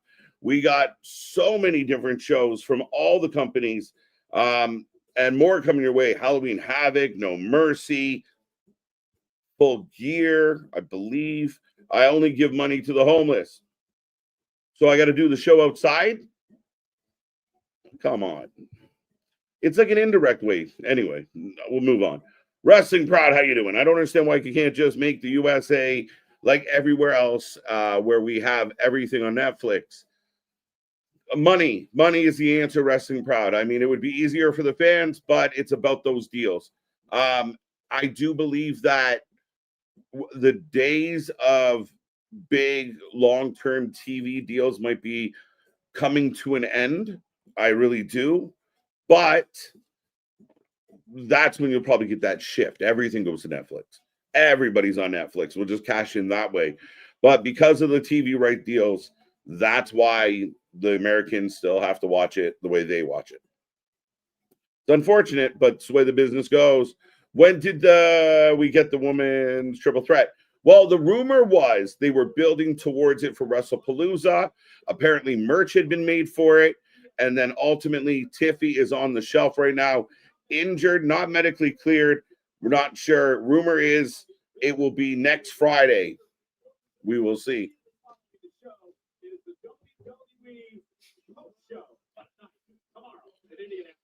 So we're talking, there's an ESPN post show. And the Usos on ESPN. Again, a different level right now, folks. The Jey Uso talking about it. Drew McIntyre. If they give Montez the ball, I don't think he fumbles it. I'm kind of with you, Jose. I think there's a lot of talent there. There's a good amount of experience. I think he's ready. And I think you could really do something with Montez. And I think he could run a really strong heel. As we're now just getting clips upon clips upon clips, Seth, CM Punk, the Usos, Drew McIntyre, all on ESPN programming. They are selling this hard. I said, remind me about ESPN and Dave Meltzer. The clip going around the internet made me laugh. Literally, when you are trying so hard to disparage one company and prop up another, but you deny doing it, but then you put out a clip where you and your Cabana boy are talking about, you know, oh, you can't even find this wrestling show on ESPN, There's screenshots of the minute you click in, you go watch, it's right there, boom, in your face. They're hyping it here. You don't think they're ready, but how clear of a bias is there when you got to go that low? Oh, we won't even be able to find it on the app. Any little detail to kind of just poke at it. But at the end of the day, it's just, again, continues to expose people and how completely wrong they are. Here's what's on my wrestling mind. As much as I would love to see Brock Lesnar, but I'm picking big match John for the win. It's a tough one to call, Christian, because we really don't know the extent of Brock's participation beyond John Cena, and we don't know who else is going to fight John Cena. So could Brock and John have 2 or 3 matches, and that's just how he goes out, is a few matches against Brock. They win one each, and then Brock wins the rubber match. I don't know if people would love that. I just don't know who's next. Here comes Nia Jax. Daisy, stopping to acknowledge you. The word is yours. All right. Well, good to see you, the Boomer. I like it. There you go. 1 p.m. I know, right? You're gonna have to get up and hit that sativa in the morning. Could we see The Rock at Wrestlepalooza? We could. The interesting thing about The Rock right now, we saw the pictures where Rock went through some weight loss he had put on a bunch of weight for the machine. Now he's lost a bunch of weight for a movie role. So if Skinny, who's the little old guy from The Simpsons, the football in the groin, that's what The Rock kind of looks like right now. If he shows up like that, it doesn't really have the impact, right? Unless he's just trying to, flex his corporate power. But I don't know. Maybe he has to eat a few sandwiches before he makes a big return. But Nia Jax is taking the middle of the ring. God help us all. Hands Molman. Let's go, Jose. Yeah, 100%, right? Like, you can't have The Rock coming out here like that. The Nokia song, kind of catchy. Had me jigging a little bit. I mean, again, nothing but love, nothing but love. The actual buildings, there's condos in the background on that picture for the ad. Again, that's kind of the area where I spent a lot of my growing up. Those are the Marilyn Monroe Towers. So in a little city called Mississauga. Spaz is on the doorstep of that one. Here's Nia. I was watching sports before I became a wrestling fan. I also love Family Guy and The Simpsons, so I have no problem with Disney Plus. ESPN bundle works for me. Exactly. And that's the thing. Like, people try to disparage it. And then when other companies try to do something very similar, we kind of give them a pass on it. And that doesn't seem right by my standard. Nia's making fun of Tiffy, given literally dogs in my neighborhood just started barking.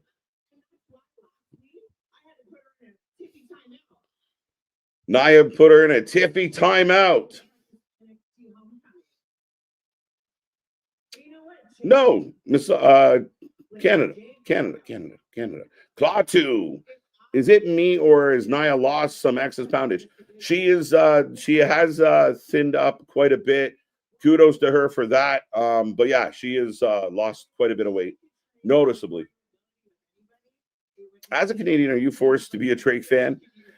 No, though between Drake, Bieber, who else? Fuck, like we have a rule on our radios. You have to play so much Canadian. So if you turn on your car stereo, you get a lot of that shit. Like 6 Drake songs every hour. Who do you think ready for main roster from NXT?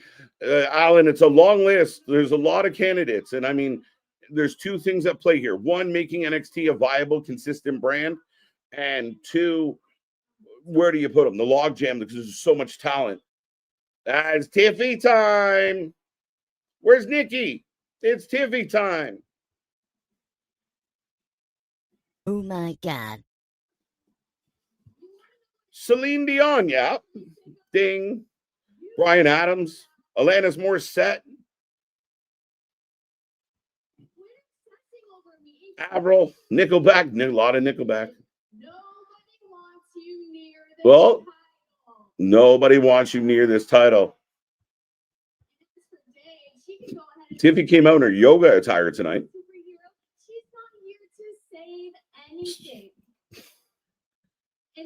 I'm kind of sick of the feud, I'm guessing, between Tiffany and Nia Jax. Yeah, I think it's kind of gone on, and I don't know it's really moved the needle enough. And maybe has caused Tiffany to feel a little bit less than exciting as champion. Tiffy with a mic drop, walking out. So I guess she's healthy. So the question becomes, was the dirt sheets full of shit? They were never going to have a match with Tiff. But here's Jade. Nia Tiffy Gold now, yeah. Yeah, I almost prefer security getting whooped. Nia walks by Tiffy. Straight at Jade. Down goes security. Down goes security. And Nick Aldis back out. Nick Aldis been a busy man tonight, folks. The only thing KJ is a fan of is Cecil Fielder from the 80s. Let's go. Let's go, Jays. So there is a triple threat match. And again, Tiffy not getting involved at all would imply. So next week, triple threat match. Tiffy heading to the ring. Jade is too strong. She's a powerhouse. Jade took down security. Everybody takes down security. As we are back with our truth, I do not have a neck brace. I don't have a neck either. But we do have our truth in the back with MCMG and Dragon Lee.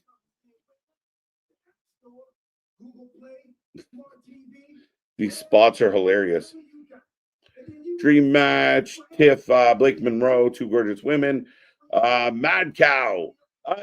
Again, somewhere in the future, you get that match. If Blake continues to improve and grow and eventually ends up on the main roster as we think she should, Tiffany's going to be around for a good handful of years unless she just gives up. But yeah, I think that's a high possibility of two young women that could definitely have a feud.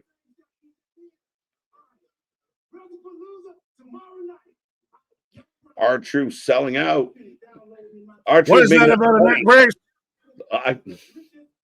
At first, I thought you were wearing a tank top. And then I was like, oh, wait, no, that's a yeah, this looks like a fucking tank top. I look more like a fucking pastor and everything like that. But you wanted me to remind you, well, not only about how you can watch Wrestlepalooza, folks, tomorrow. You can watch All Out and Wrestlepalooza tomorrow with why is he putting his phone in the toaster? Saving time. He's got his phone in the toaster, bro. Yeah, okay, thank God. The beard can be free. But you wanted me to remind you about Dave Meltzer and all of this. As here comes Carmelo Hayes, who will be taking on Sammy. Yeah, I mentioned it while you were on your pause real quick, but did you see the clip going around of Meltzer and Alvarez talking about how impossible it's going to be and what a mess it's going to be of trying to find the Wrestlepalooza on ESPN and and then that got debunked real quick? No, I have not seen this, but I have also seen to where, remember when everyone was crashing out over AEW getting taken down off of ESPN and they thought it coincided with that deal, when in actuality it had been taken off all the way back to like February, if not before that, and most people didn't even know AEW, let alone WWE, had a section on ESPN. Right. Yeah, I heard about crashing out for his buddy here. Yeah. Right. I heard about that section on ESPN after it was gone. Oh, that happened. No one knew it was there, but everyone suddenly acted like, oh, it was only gone because of the deal with WWE. Right. But right now I am getting an ad for WrestleMania, I do believe. But dream match, Tiffany Blake Monroe. We got that one. Sammy retains. Sammy taking on Carmelo Hayes. Miz at commentary pumped for his friend Carmelo. Does he try and help Mello? Probably. Doesn't go well. No. Well, if, when, where, how, and why do you see Sammy losing the U.S. title? Oh, I don't. Right now, I don't. I like him doing U.S. Title matches. And you can run that right into WrestleMania where some big name comes out. Jacob Fatu answers the call, and it's Jacob Sammy at Mania on an open challenge. But I think you could do this for a while. I think Sammy is great to get these guys over. And you're going to have a good match with Carmelo. You bring back Shinsuke, they'll cook. You put in Malachi, they'll cook. I like this. That's where I see, though. This is where I know I mentioned earlier, and we talked about it. This is where Shinsuke shows up at the end of this. This will be a good match. This will be a really good match. Mm-hmm. Right? Give me Sammy Bo Dallas. With cryptic Bo Dallas now messing with Sammy's head. Maybe Bo can turn him dark side. Well, then you were just confirming even more that he's just doing what Karrion Kross was fucking doing. Just fucking saying. No, don't give me that. Don't patronize me like that. You're telling me that he isn't doing literally the exact same gimmick, just he's got a spooky ginger bearded. I don't know what you're talking about. I think that sounds like a wonderful storyline. You wouldn't release somebody if they had a good storyline like that going. Not at all. If they had a book coming out that you promoted or you were putting them over, they had a whole documentary that did millions and millions of views or anything. Which, not sponsored or anything, which we should be at this point from Triller at minimum. You can watch Karrion Kross take on Calvin Tankman shortly thereafter when SmackDown goes off the air on Triller TV. And I think it's Destiny Pro Wrestling. I can't remember that, but there's also a GCW show on later tonight. Yes. Yes.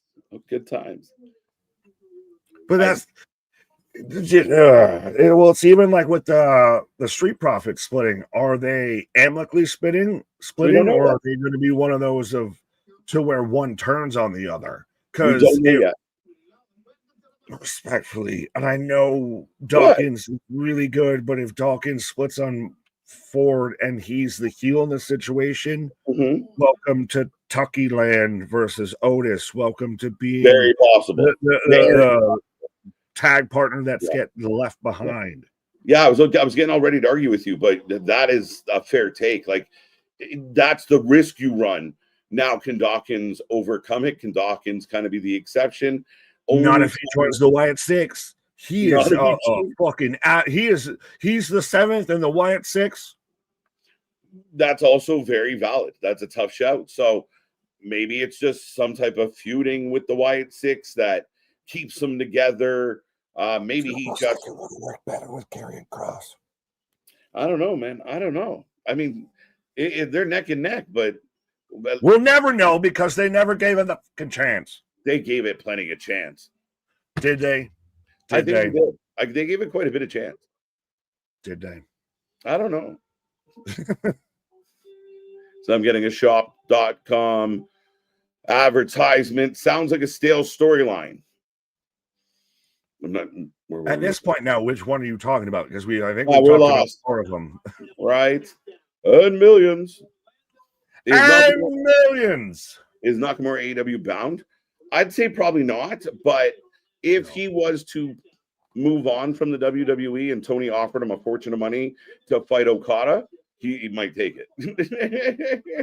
Oh, I can't wait to watch that not bump fest. Right. I would love a Takeshita versus Nakamura match, but an Okada Nakamura match was cool over a decade ago. That's the thing. Like, so yeah, I never say never on that one, Mad Cow, but as far as like, is he hoping to go there? I can't really speak to that. You know, I think Nakamura is in the point of his career where he's very happy. And he comes in and does like spurts with the WWE and then goes back to being an artist. And surfing. Yeah. And surf in the USA. Right.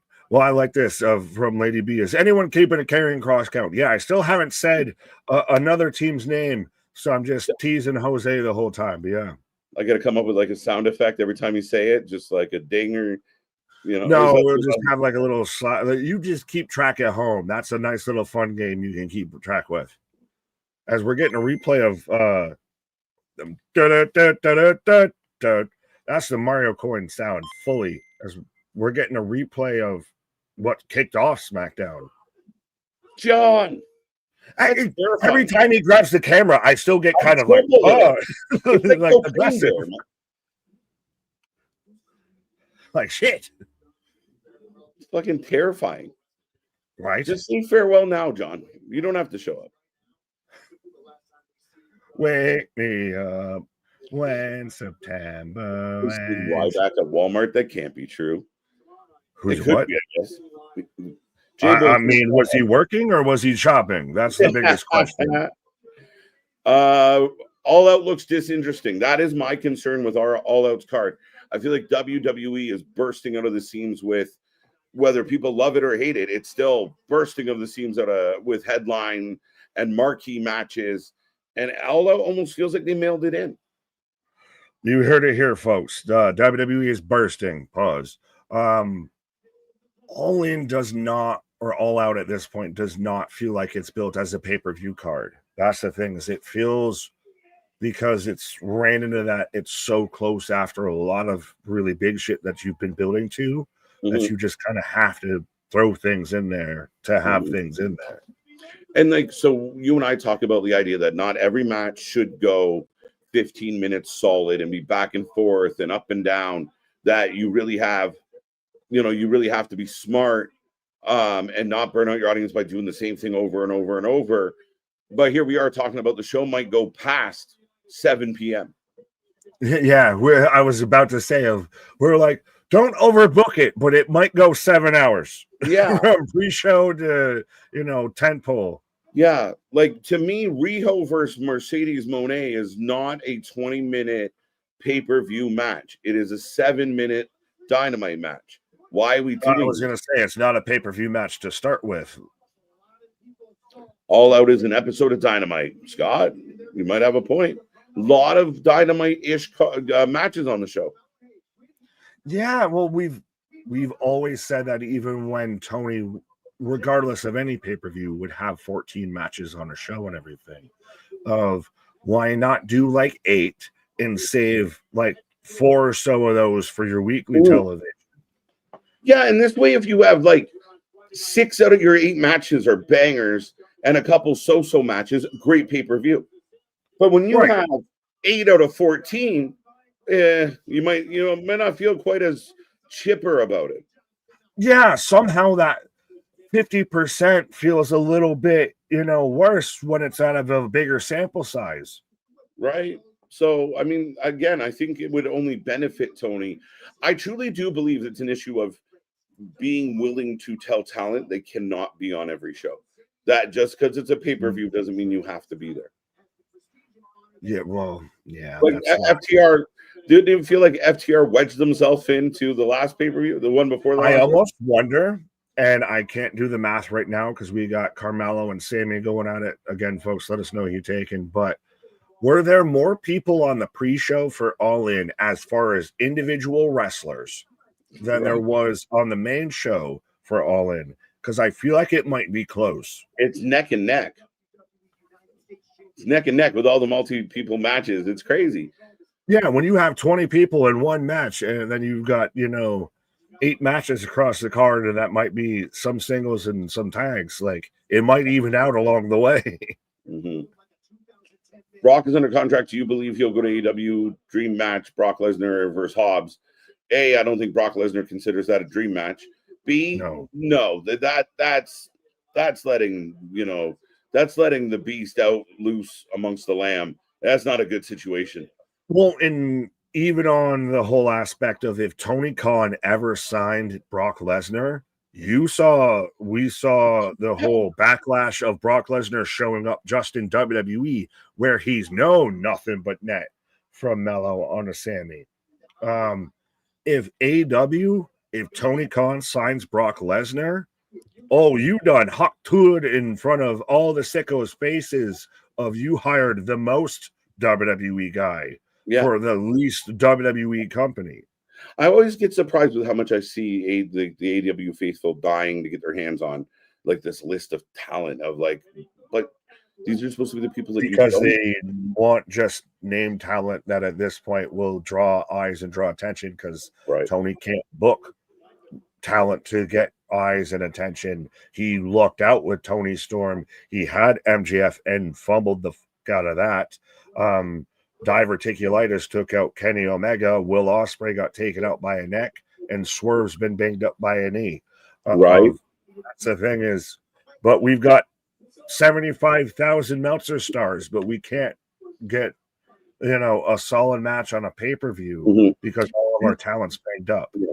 The sad part about the whole star rating thing is if you had a good relationship with the person that worked there, maybe you do. Let's just say you did. And you could work that star rating into stuff and actually have it in part of things, but make it matter, make it meaningful, make it legitimate. There was some, you could work that, but again, to me, it's just another lost opportunity that never came to be. And it's just been a long process of just, we're going to tell you how it is, not how it actually is. Right. Well, and Daisy out there bringing up a point that we mentioned a bunch of times of Tony's, I don't want to play with you anymore. Right. Sammy is in control of Carmelo at the moment, folks. Right. Crowd's buzzing. Sammy backed into the corner. How do you feel, though, SmackDown compares now to Monday Night Raws? I'd say right now at this time in history, Raw's probably the better of the two shows. SmackDown's kind of lost a little bit of steam with Roman kind of like post-Mania, post-SummerSlam. I feel like Roman and the Bloodline made SmackDown super cool for a long time. For sure. Yeah. SmackDown has some really big moments and a lot of good to average in between, and Raw can get by. I don't know if it's the pacing or whatever, but can get by with it'll have 15 minutes of not great, but we'll have a lot more really good. There's been a lot of big moments and a lot of substance to Raw, like as far as the Punk stuff with AJ. Like I know we had the Chicago moment, but they right back at it on Raw. The Vision's there on Raw now. Yeah, I think as far as like our chat goes and the ratings, SmackDown over the last while has been like a high 7, low 8 on average, where Raw's been like a low 7-ish. Well, it's a down Raw if it's a 7. It's a high SmackDown if it's a 7. Right. So, I mean, it's been interesting, but I think Raw and SmackDown have always kind of done that. It's unless wrestlers are going across the board and there is no even pretend split. That was the last time that both shows were cooking at the same time. Right. Mad Cow 69 sounds like Mad Cow in the morning. On 97.69. I don't understand Triple H. It's been 10 years since Finn Balor was champion. Do you heel become champion again since he came from NXT? How do you go from to Cholo Judgment Day entrance? Well, I think one good thing that comes from that is we all got a taste of the old entrance, a reminder. And a lot of people kind of buzzed about it, like, oh, shit. So I do think that you start building that desire to even stronger for the Judgment Day to break up, and we move past it, and Finn can go on a run. I don't think there's anything wrong with Triple H. I don't know if you look around, but there's a lot of world title contenders kicking around right now. Finn, I think, is a guy that could 100% win a belt at 1-2 before, he's got fuel in the tank, and he's a top wrestler. If not before, by the time we get to WrestleMania 42, it'll be Finn Balor versus Dominic Mysterio for a title, if not the title. Right? Maybe. I think at this point, that's the long-term story they've been telling. Right? Sammy just wailing away on Carmelo. AD and AZ, I only get to watch SmackDown and NXT, so I have no idea what's going on Raw. Fair enough. Oh, big DDT. Tornado style.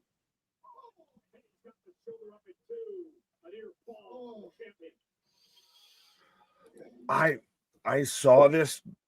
Spaz sent this to me. I have not fully confirmed if this is an actual thing or a meme going around. Yeah. But Bernard says, if Netflix buys Warner Brothers, because I saw that was a potential. Does Dynamite get canceled? Absolutely. Tony only got his deal because he is friends with the owner of HBO. I think Warner has a part ownership in AEW. Yeah, we still haven't found out the truth to that, Nick. As again, another almost a near fall. But the interesting thing here is, and I mean, we talk a lot about all these mergers, and it happens. Sometimes two companies will merge, and they have a property like WWE that probably has in the contract like a non-compete. You don't have another one of us under your umbrella. So then they got to push out the little guy out of that umbrella. So not necessarily cancel, but they might sell that off as part of, the deal they have with the Fed. Right. As Carmelo going up, shot knees up.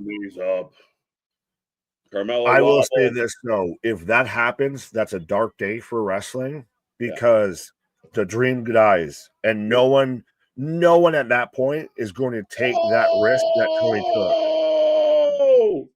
Sammy's jaw gets put into the rafters. Told you, I know you didn't dispute it, but I told you folks it was going to be a good match with these two. Oh yeah, absolutely. I like the ref. Right on. Who was the ref? Bradley gives. Sorry, Nick. Very good. There you go, Bradley. What up? What up? Cow, do you believe one day TK will do a brand split? Shoulda, woulda, coulda on Dynamite and move Collision to Thursday? We've halfway talked about that. Go ahead. I feel like they have like a loose brand split as it stands. Like there are guys that like 90% of their booking is Collision. I don't know what AW's brand is, so how can I say that they have a brand split? Facts. But that's the interesting part, right? Like FTR were constantly on Collision until this feud now with Christian and Cope. Holograms all They were until Punk got fired. No, but even up till now, like I mean, you have Hologram that's we never see him on Dynamite. A lot of the women we never see. Harley Cameron's never on Dynamite. She'd help sell tickets, but she's only on Collision 9 times out of 10. So it's interesting. Two go. Right? So yeah, I think they got to solidify the talent they have and book them strong before you start fucking around with brand splits and shit like that. When you're chugging along like a well-oiled machine and there's people that need opportunity and a brand split will help them get opportunity, then we'll talk about it. But no, I think at this point they should do that, because then you can make things, you can focus on individual things. I think now, because the playing field is so wide open, he can't focus on shit. He's a kid with ADHD, and you got 57 cars on the table. So give him 10 over here he has to deal with, and 10 over there, and he'll manage to make it work. It's the same reason why we say Ring of Honor should be on YouTube and everything. Right. Focus on what you can control and minimize how much is within your scope. Yeah. Oh, another kick out. Holy hell. Big ass powerbomb from Sammy right now. Right. Miz saying it's so hard not to get involved, not to jump in. So then just fucking do it, asshole. Like, you're the heel character and it's your tag team partner. What are you? He has become the Matt Maynard. He's the Daddy Magic on commentary. Does that make Carmelo Hayes, Dana Garcia? No, don't do it. Yeah, I got throwing hands back and forth or throwing bows. Right. Carmelo should win. I don't know about that. I don't know. Yeah, you jump up and what it. Ooh. No, but that's what you use these U.S. Challenges. And maybe, look, Carmelo wins tonight, shocks the world, but then he has to do the U.S. Open Challenge. And then maybe he doesn't have it very long. And you kind of keep that cycle going. I like the Open Challenge a lot. Whether it's here or later on, Carmelo Hayes should be a WWE U.S. champion. Oh, for sure. I got no issue with that. Oh. Every time I heard the term near fall, I simply just thought that meant somebody tripped. Almost. It didn't fully trip, but they were close. They were close.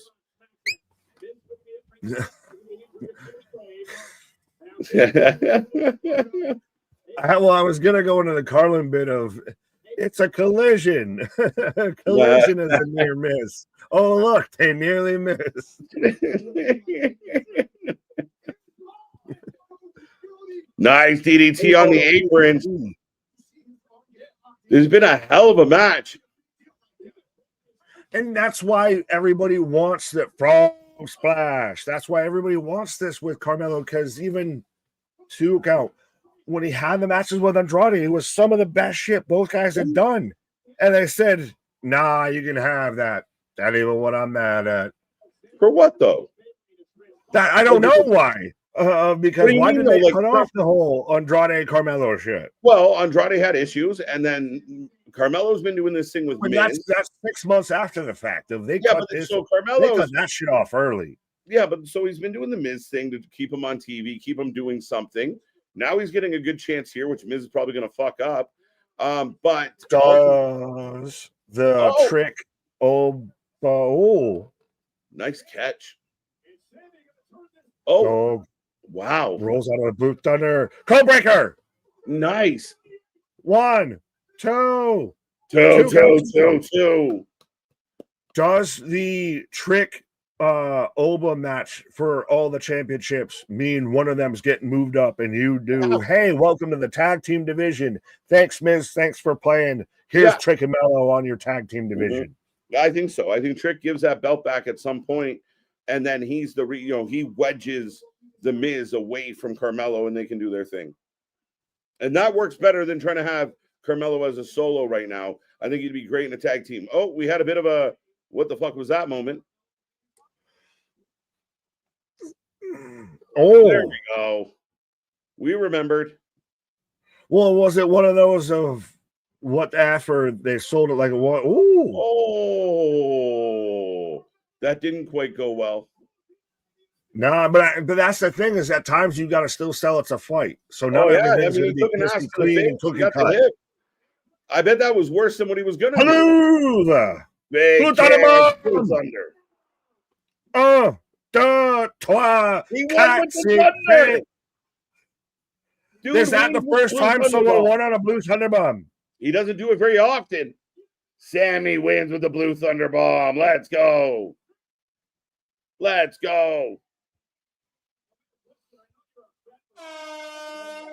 Well, and I'm surprised Miz did not get involved at all. And Cole even mentions, now, Miz, I know you're upset, but is this you're moving Mike to commentary? Hey, we're gonna start. Well, I don't know. I mean, honestly, don't know. You might be onto something. Does he have a world title reign in him? Does he have a mid-card title reign in him, or is it just you might be better suited? Extend your career over here. I never thought he'd be a fucking Grand Slam winner, but he is. So never say never with the Miz. All of a sudden they could give him a faction and he's got the title and everyone's mad about it. Oh, everyone would be mad. Oh, I'm mad about it. Mello is so good that he lost to Sammy's signature move, not even his finisher. He got dropped on his head. So, and again, he's a rook, technically. Yeah, but he lost to the Blue Thunder Bomb, not the Haluva. Who the fuck is that guy? Oh, that's Elvis. Yeah, that's one of the Pretty Deadly. That's Indianapolis Jones. Why are you dressed like a goddamn bumblebee? Why do you look like Indianapolis Jones? Community theater. It looks like they're in a fucking community theater with this shit.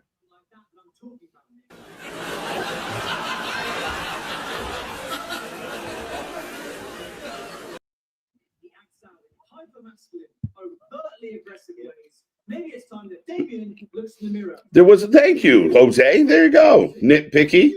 Not you, Boston.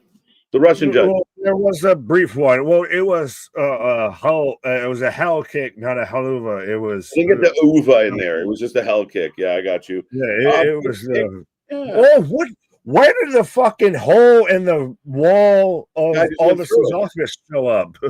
Well, what's his face? Pretty Deadly just went through it.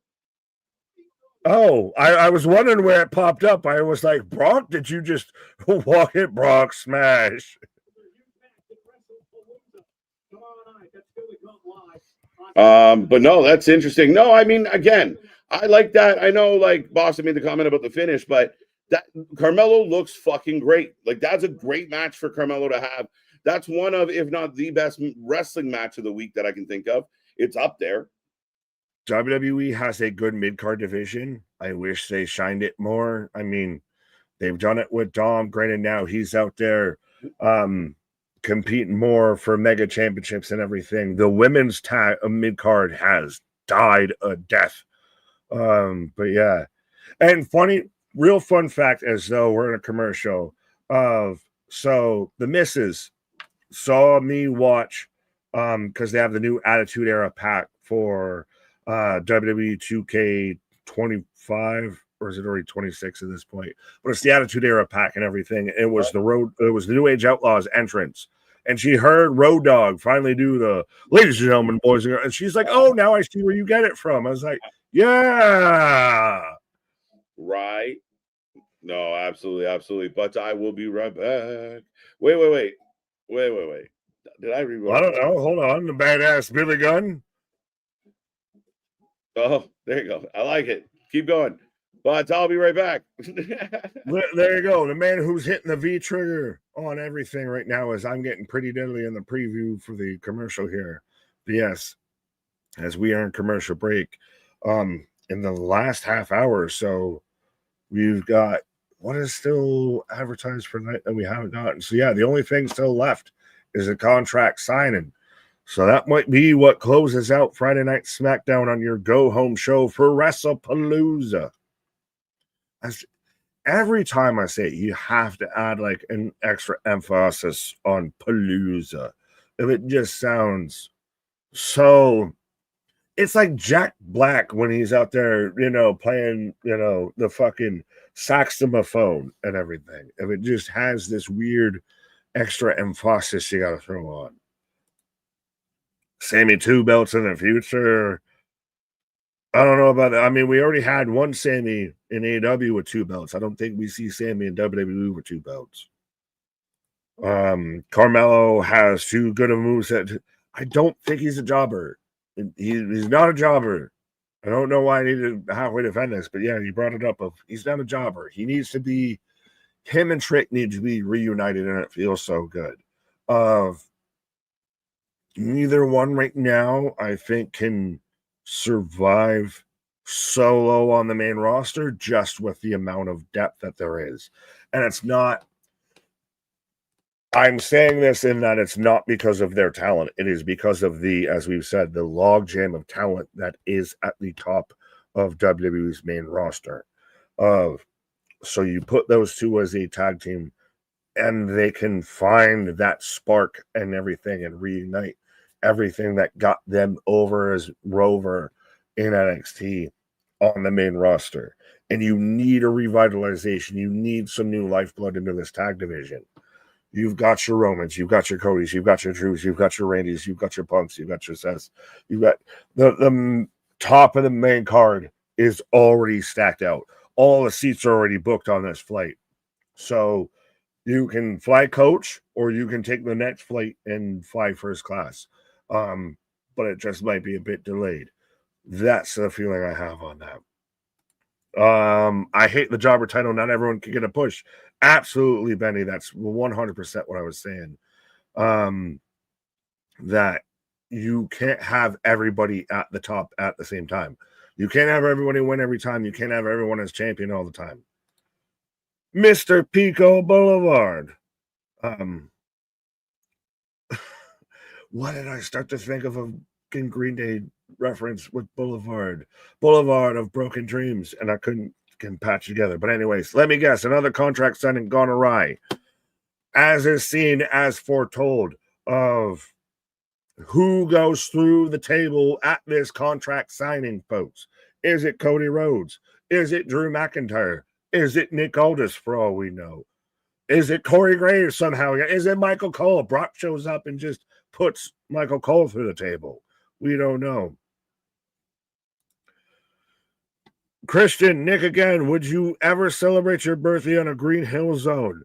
Why do I feel like that's a Fortnite reference that I don't get and I don't play? Like, I don't know what a Green Hill Zone is. So, sir, I will not celebrate my birthday with green eggs and ham. I don't know. But that's the role of a jobber, is to get the main guys over.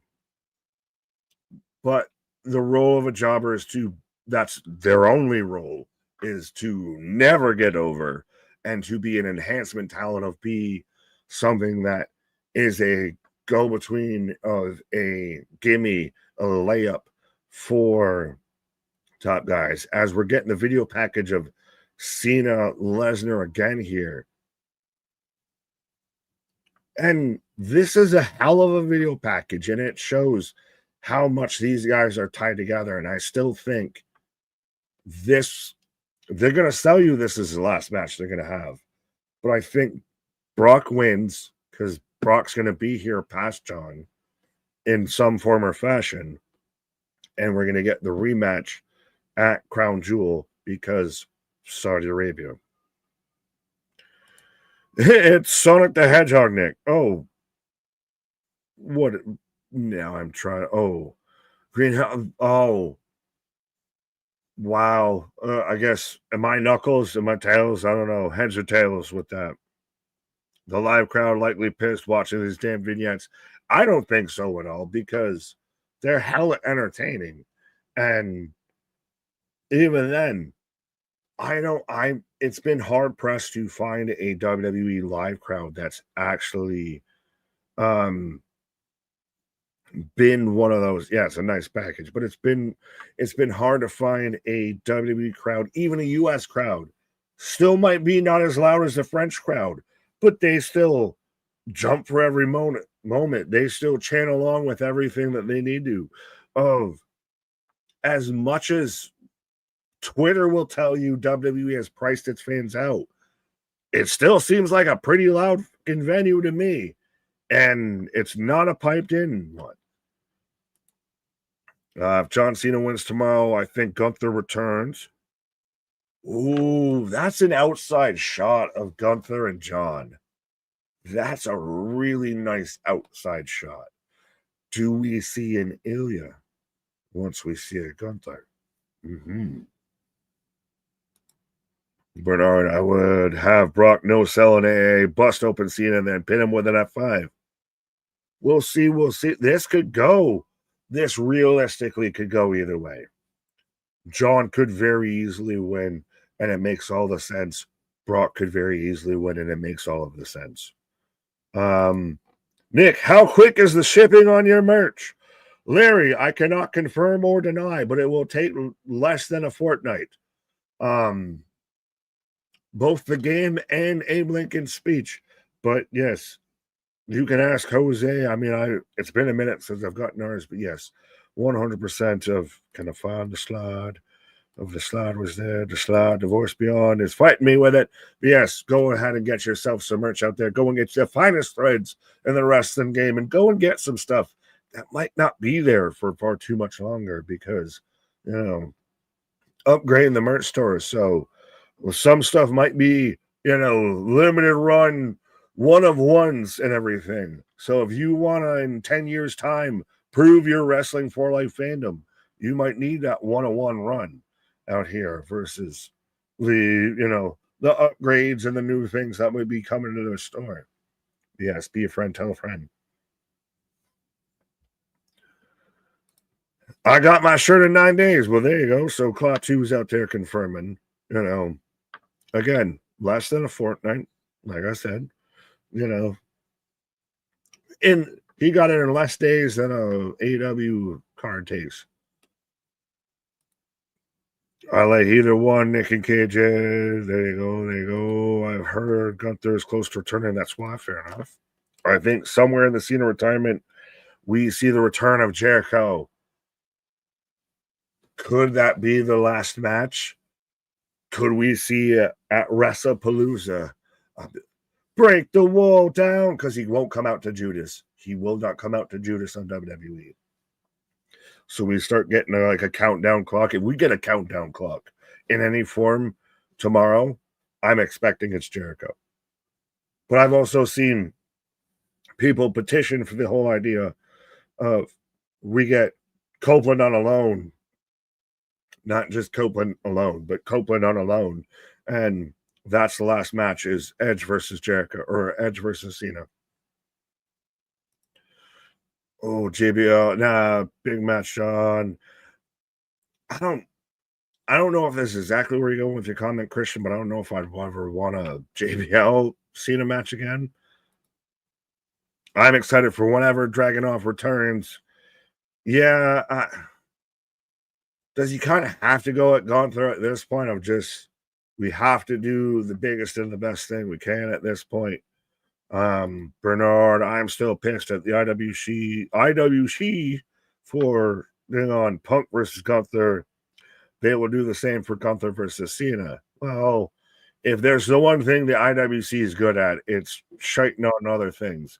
And I don't know. I'm not coming back on that. Have another sentence or two before you come back on that. Yeah, sir. You got something else? No, Cena and Rock never had a rubber match. Well, speaking of the rubber, rubbers, yeah. What are those? Anyway, moving on. Here comes the rubber band. How are you? Start going into the gold Guardians of the Galaxy in my own head of the rubber band man. That was a really good video package to build up this match. Yeah, it would be cool if we didn't just see it last week too. Well, I'm saying it's good. Can't we be? Yeah, it's very good, and we'll see it a third time tomorrow. All right, probably 2 or 3 times tomorrow. Can't you don't listen to a good song more than once? No, but I'm just You saying. never Well, I watched mean, Rick and if Morty? if they're starting their pre-show at 3:00 to be petty We're bitches, gonna see it 4 more times. over under 5 times we see that video Five? package. 5 times. I'll go under. I think they'll go 4. Fucker. 2 an hour. That's not a bad show. As they're running through the card right now, Miz is still on commentary. But yeah, man, there's a lot to look forward to with Palooza. For those, again, a reminder, if you're just tuning in, we are here all day tomorrow, 1 p.m. We go live, and we're here for All Out. The prediction title is on the line all day long. Not one show or the other show. You got to get as many points as you can all day long. Whoever gets the most The points. rest of the shows might counterbook, but we won't counterbook our predictions title of you got to be a fighting champion. You got to fight it across the platform. So if Tony goes 17 hours and WWE goes 10, you got to defend it across 27 hours. Well, and it means you have, like, if you get a few wrong some nights, you're out. But you can get a few wrong because I think we'll have 20 matches, 19 matches right now. 5 plus 13. So, yeah, we're close. We're close to that. Take your socks off, folks. We're 18. We're 18. We're 18. So I got my 2 pinky toes. I didn't have to count. Right. And still, I want to still have that be a bonus tiebreaker if it needs to come down to it at some point. And you can leave us in a comment after this stream and let us know ahead of time when you think AEW All Out goes off the air. 6:45. Yeah, I know that's what you said before. This is for them to comment. We've said our time. It's for them to comment. I want to play too. Yeah, we don't play them. Well, how colluded would that be if we won the fucking predictions title? Well, I mean, we could compete for it. It'd be fun. I don't see a problem with the host being the prediction champion. We got to make it live. Yeah, but Oh, that's it. Nick's throwing his name in the hat. I'm going with him. Well, we went from a commercial break to a commercial break to set up this fucking contract signing. Commercial break. Yeah, like, let's drag out the talking segment a little more. Right, so I'm going to go drag out something else here for a minute. That's it. You found a window. Nick complains about the commercials, but it worked out. Pause for a cause. As the show rolls on, we have set up for the main event spot, which will be the contract signing between Cody and Drew. This shall be interesting. Will they be able to heat this one up? And I will ask the chat out there, how are you feeling about Cody versus Drew? Are you excited? Are you kind of intrigued? Do you care? Do you not care at all? I'm curious. How has this match stacked up? Has it got lost in this card a little bit? So smart to end the show with it. Boom. There you go. Klaatu not feeling it. Well, come hang out with us. Even if you don't care about AEW, just come hang out with us. Bring your friends, bring your family, bring anybody and everybody. Let's stack that show on Saturday, tomorrow, and it's going to be a lot of fun, folks. Do we Cody and Drew tonight? Tonight, yes. Contract signing right now. Whoever wins the next prediction championship, good on you, LOL. Ian, giving wish and luck. This one's a big one. Over under all out ends in 7 hours. I'm putting it at 6:45. If you count the official start time as 1 p.m. based on the pre-show, I'm going to say 6:45, right before Cena and Brock. I don't think they want any of Cena and Brock, and I wonder if that was part of the decision to put Cena and Brock first. Doesn't matter. It's Cena Brock. They're going to draw more eyes on the planet than anything. Cena is going to get suplexed to an ambulance. Now, a lot of people wondering if Gunther would get involved. I don't see that being the case. I'd be highly surprised if Gunther jumps in the mix, but never say never. I don't see it, though. Contract signing coming up next. Absolutely. Dropkick discussions. I love the name. Love the double Ds. Pause. Sup, guys? Do my best to pop in. General to live streamers.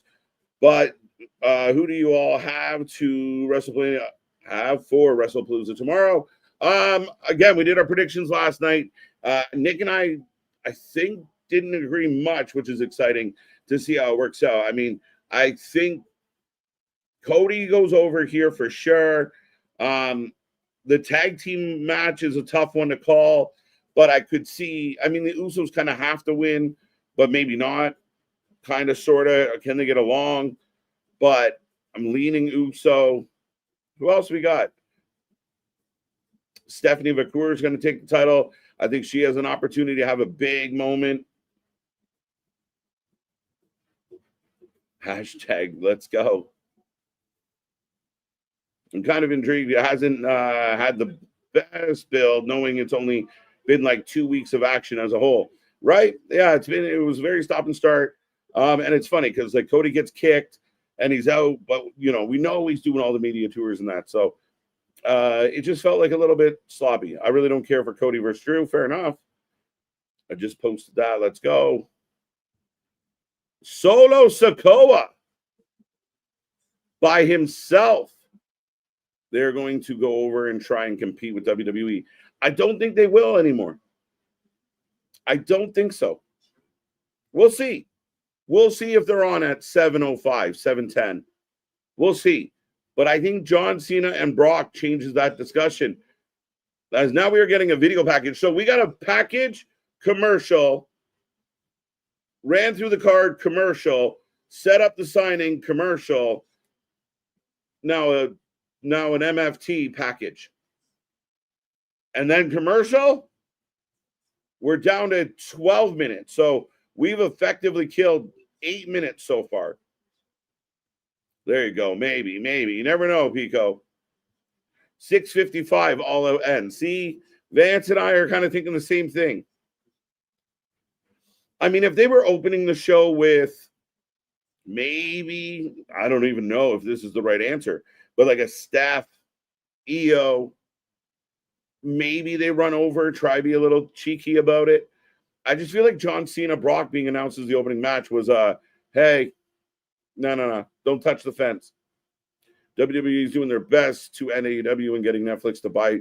Yeah, I mean, that's a scary thought in the end of it. The good news is, hopefully, Tony Khan's a billionaire, and let's say the worst case scenario happened, that AEW has somewhere they can go. And in 2025, it might not be their first choice, but they'll end up somewhere. Somebody, there is enough value in AEW. There's enough fan base in AEW to find them somewhere. There has to be somewhere so they can get their bearings straight. But here comes Drew. That was Stephen A. Smith. I missed it. What was the top 5? Please donate to the international. Claw 2, we love you for calling it out. But let's go, folks. Go to the Facebook page. The link is down below. And again, a great cause in honor of my buddy Nick. It's his big birthday weekend. And every time you guys make a donation, Big Nick smiles. So go check out our Facebook page. Make sure you follow the instructions. Comment, share, do all the things, or else we can't enter you in for a draw. And right now, it's like a 2-people draw. So you have a very good chance of winning some Wrestling for Life Network merch if you get over there to donate. Interested in Cody and Drew? Fair enough, John. That solo package was confusing. The message is a little mixed, Jose. Like, as far as he made it kind of feel like he was alone, but the group's still kind of with them, and they're regrouping. What's next for them? We have no idea. Like, they're in a bad way. I think TK gets worked by the sickos into trying to compete with Palooza. That's my thing. He caught a lot of flack for moving. He did catch a lot of flack for it. And I don't disagree with you, but does anyone out there think that the WWE announces what we thought was going to be the main event, Brock Lesnar, John, and maybe TK says, nah, we don't need to play that game? Or do you think, fuck it, why not? I see Cena and Brock goes 20, 25 minutes tops. That's entrances included, for sure. When do we get Randy again? Tomorrow? Could be anytime. And you never know what Randy's going to do. As Drew shakes Aldous' hand, he's got a mic. Great show tonight. I love it. Jordan, we appreciate it. And if you're saying it about SmackDown, yeah, not so bad. Not so bad. I'm enjoying this. as McIntyre interrupted by Cody Rhodes, the Scottish Warrior. Big gulp, eh?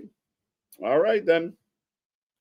I don't use Facebook anymore. I honestly don't either, but for the means of the channel, we have a Facebook page, so apologize, sir. Maybe there's an alternative. MDB, argue with me. Pay attention to me. Damn it. I donated for the cause, not the merch. I bought the shirt and respectfully declined to accept. What a guy. What a guy. Listen to this. Let's go, folks. Get to the Facebook page. Show some love. Like I said, every time you donate, it's like you're putting another candle on Big Nick's cake. Pause. Pause. Maybe pause. I don't know. That didn't sound not good. The Tongans versus the Wyatts. Yeah, that works. Hard-hitting, smash mouth adds to the tag team division as a whole. I could be okay with that. Whoa. Prime is not talking Collision or Ring of Honor, or not taking. Yeah, I mean, again, that's an interesting thing. Ring of Honor goes to YouTube. If I was Tony Khan, Ring of Honor would be 100% YouTube. And you put your young talent on Ring of Honor and you let them have banger matches. That's it. You don't have to fuck around that much. Collision. I don't know what you do with Collision. It's not like Tony's going to put that genie back in the bottle. Cody raising the belt. Not taking his eyes off Drew. I know we get a lot of triple threat matches, but would see setting up Drew, Cody, Randy. Yeah, I mean, again, Crown Jewel, international show. A lot of name value goes on the card. So could you do a triple threat and find a way to kind of get everybody out clean? Yeah, it's a possibility. And I know we do get a lot, but sometimes they work. You know, you got to work them and make the dynamic make sense. Too many of them, the triple threats and the fatal four ways are just, go. Random names. Like, everybody get in there. The building chanting hard for Cody. In what world does Collision have any streaming value? Collision exists because CM Punk, and he isn't even there anymore. 100%. That becomes Tony's biggest issue. So do you get rid of Collision, run only Dynamite? But I don't think it was so hard to talk Tony into running smaller venues. I think every time you take a step back for Tony, it's a shot to his ego. And he knows, even if he's not public about it, he's very aware that things are heading in the wrong direction. Speaking of heading in the wrong direction. And shots on egos. But yes. Yeah. I think you do Randy versus Cody, Crown Jewel. Yeah, you can do that. Just straight up. But yeah. With Collision, is it their Thunder? Yeah. W. That's what it feels like. W.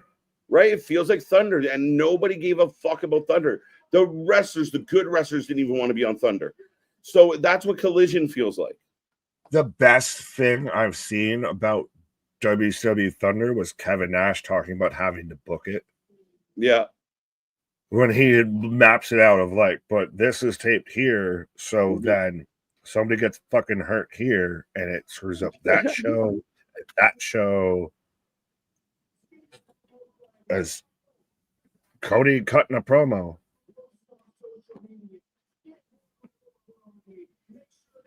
Cody looks like a fucking senator having a bad day.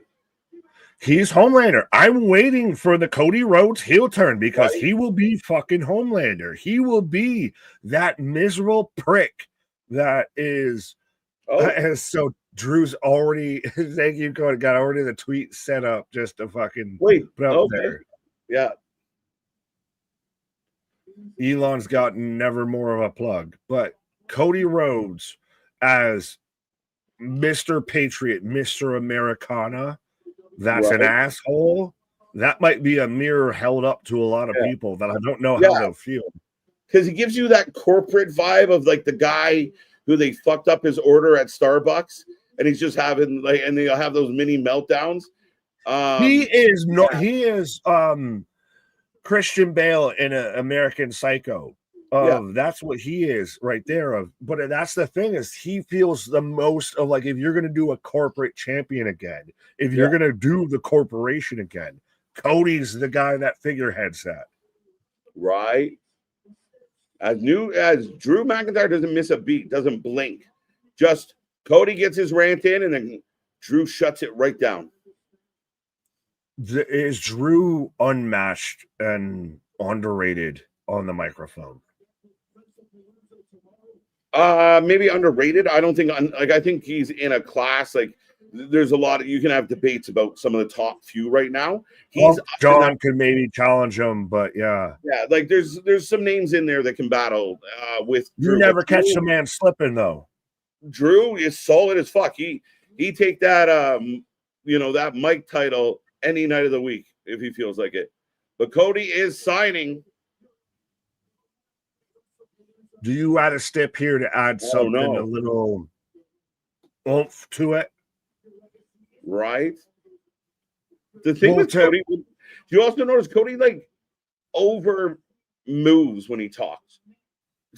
Well, because he's doing his daddy baby out there. Dusty Rhodes never was solid out there. He's constantly out there. That's why I was talking like that. You're always talking with your hands out, baby. There. Right. When it's hard times out there and you got a title match with Drew McIntyre and everything. When you're defending the world title, it's hard times. So you got to be animated. You got to be talking. You gotta sell it to the fucking cheap seats. If they can't hear what I'm saying, they can see I'm fired up. Oh, Glasgow Kiss.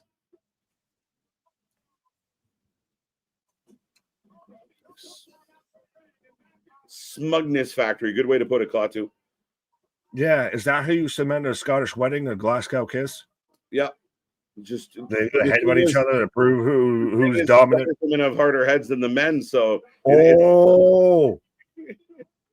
I like this new because this has become like his version of like the punt kick, right? Of like the basement claymore. Oh, he's shaking it off. He thought about it and shook it off. I'm not going to kick you now because I want to beat you. I want to beat you at your best. I could have put your head through the announce table, right? But I want to beat you so you don't have an excuse. Yeah, and I don't want you medically missing this one, so I'll save my kick for tomorrow. Is Drew still a guy that's viable that you just maybe he leaves with a belt? It's just maybe. Yeah, just maybe. Like you can't say 100%. Oh, Tope Cody. Tope con Cody. And we got punching. With the lisp and the blonde hair, is Cody Rhodes just Beavis or is it Butthead just with a suit and tie? Maybe not quite, but at times maybe. As we're getting a whole pull apart. Cody's back at it. But listen, man, I mean, at least it looks like it's going to be a good fight. And you're right. You cannot rule out Drew McIntyre. Yes, it feels like a slam dunk for Cody right now. Oh, Claymore. And as the heel goes over large the night before, Nick. Oh, that was rude. Stepped on his forehead.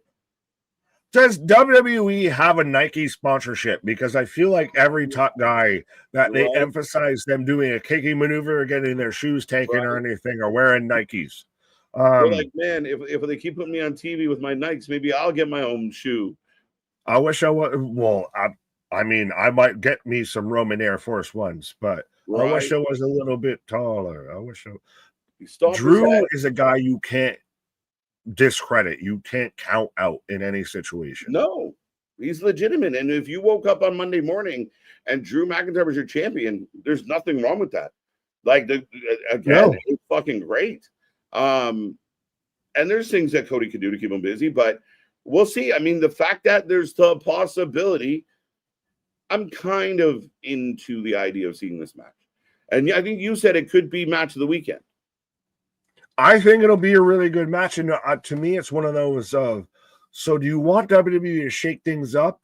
Or if they shake things up, but not in the way you exactly like, you're not so happy about it? Because Cody could leave here not champion. But that's a big shakeup.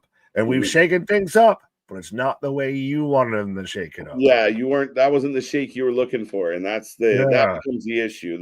I see there is no pleasing you, right? So you just want it the way you wanted it, but I don't think that there's any way to really discredit Drew, and I almost think that he might be better at this point. Has Cody gotten stale? It might shake it up, and Cody has been a little bit, maybe not stale, but it's the same thing. You insult me, you tell me I'm like the poster boy child, but I'm gonna show you. I feel like it's a lot of the same with Cody, the same rhetoric for each competitor. Yeah, and well, it was funny that Drew even literally had the tweet lined up. Yeah, like I know what you're gonna say. But he's one of those he's become the social media star, but he's been great with it. But ladies and gentlemen, we take a rating out of 10 at the end of every single show. And being that we are back so soon, this will be a quicker post-show than usual. But 7.5 out of 10 from Vance. This makes me want to pay for ESPN. Not. Roddy, oh, clever. Wait, should we do the... Nah, I'm not in the mood. But you can have that. Not even what I'm mad at. Right. Drew wearing Nike shoes. Got a nice close-up of them. Appreciate it, Klaatu. 7, 8.8, 8. Overall, what did you think tonight, Nick? I'm with like the 7.5 of, I think it was really there. I really, really liked the way that they started the show, and I really liked the way that they ended the show. They started the show the best way they could have, of Brock Lesnar. Yeah. All right. The T-Rex has gotten out of its fucking closure here, so he's just running roughshod over everybody, and he grabs the fucking camera. Every time they show the replay of him grabbing the camera, hey, John, I'm like, oh, God.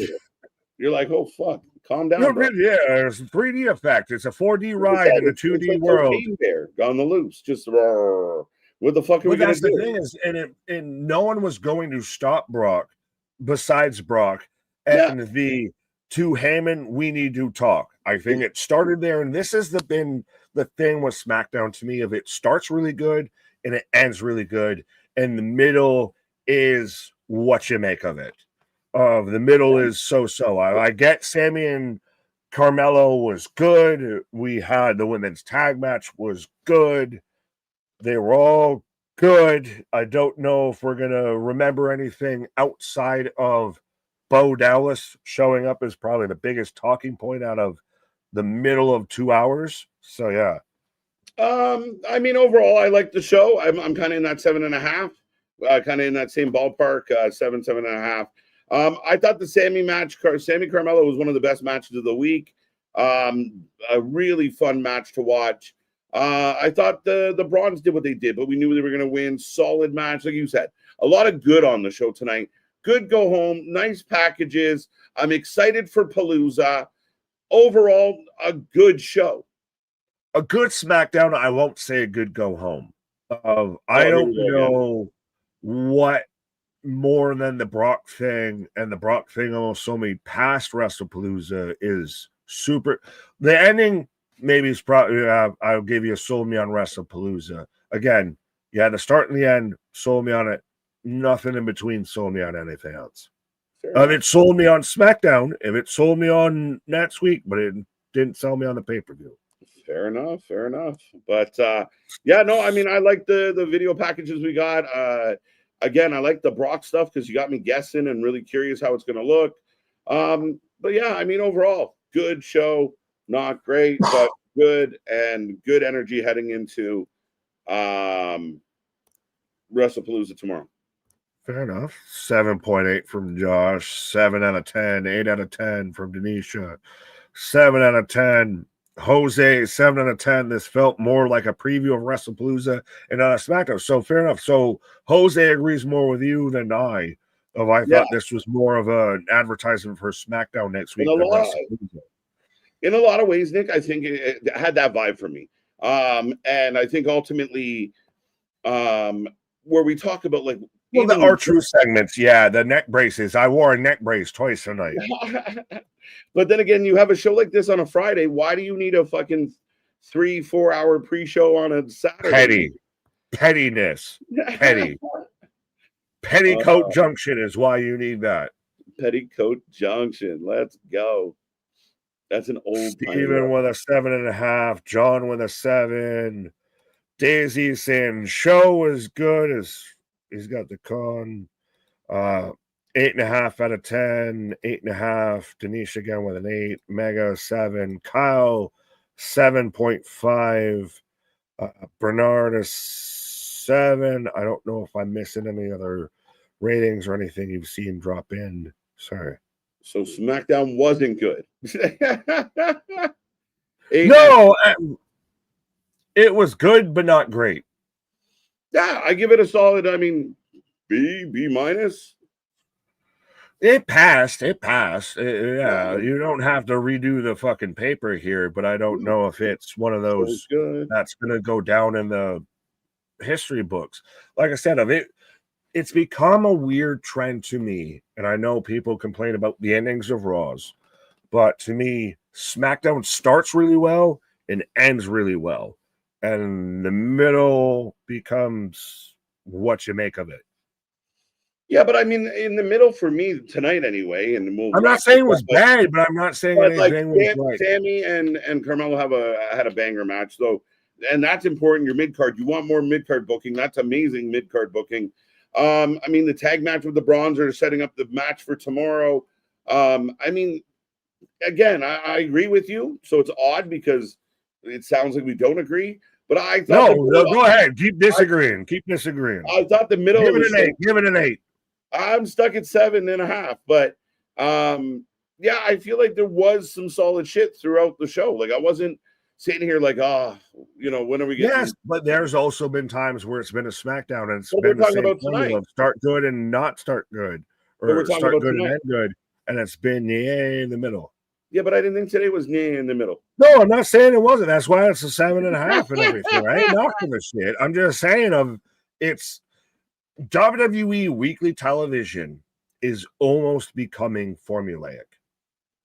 Fair enough. I mean, I was just rating SmackDown tonight. That's all. But I'm having a discussion. There's a method to the madness for sure, and you can't. That's where we talk about throwing those wrenches in and having like a Drew McIntyre win, or you can't just go cookie cutter. Right. Well, I don't know how to transition out of cookies and cutters and everything. We'll cut your cookies, folks. Right. Do you know the Muffin Man? Do you know the Meltzer Man who lived on Smart Mark Lane? Right. The Muffin Man. Well, ladies and gentlemen, that is SmackDown. That is the show. Back tomorrow, 1 p.m. Click the bell so you don't miss us. Take our link tonight and tomorrow. Share it with everyone. We're here for 9 hours. We're raising money for a good cause. We're trying to drive our subs. We're doing all the things, and we're watching more live wrestling than anybody else doing it. Check out all our socials, and thank you. Hope everyone has a wonderful Friday night. Yes, and let's have a birthday bash to be remembered tomorrow night. So be a friend, tell a friend, like, share, subscribe. Our shit is real, our shit is raw. The jig is out there hitting the 1-2 step. But our shit is real, our shit is raw, our shit is all authentic. When you're talking about that wrestling, you put up that full life with it. See you on the flip side, folks. Have a good night. Come back tomorrow. We got a palooza and all else.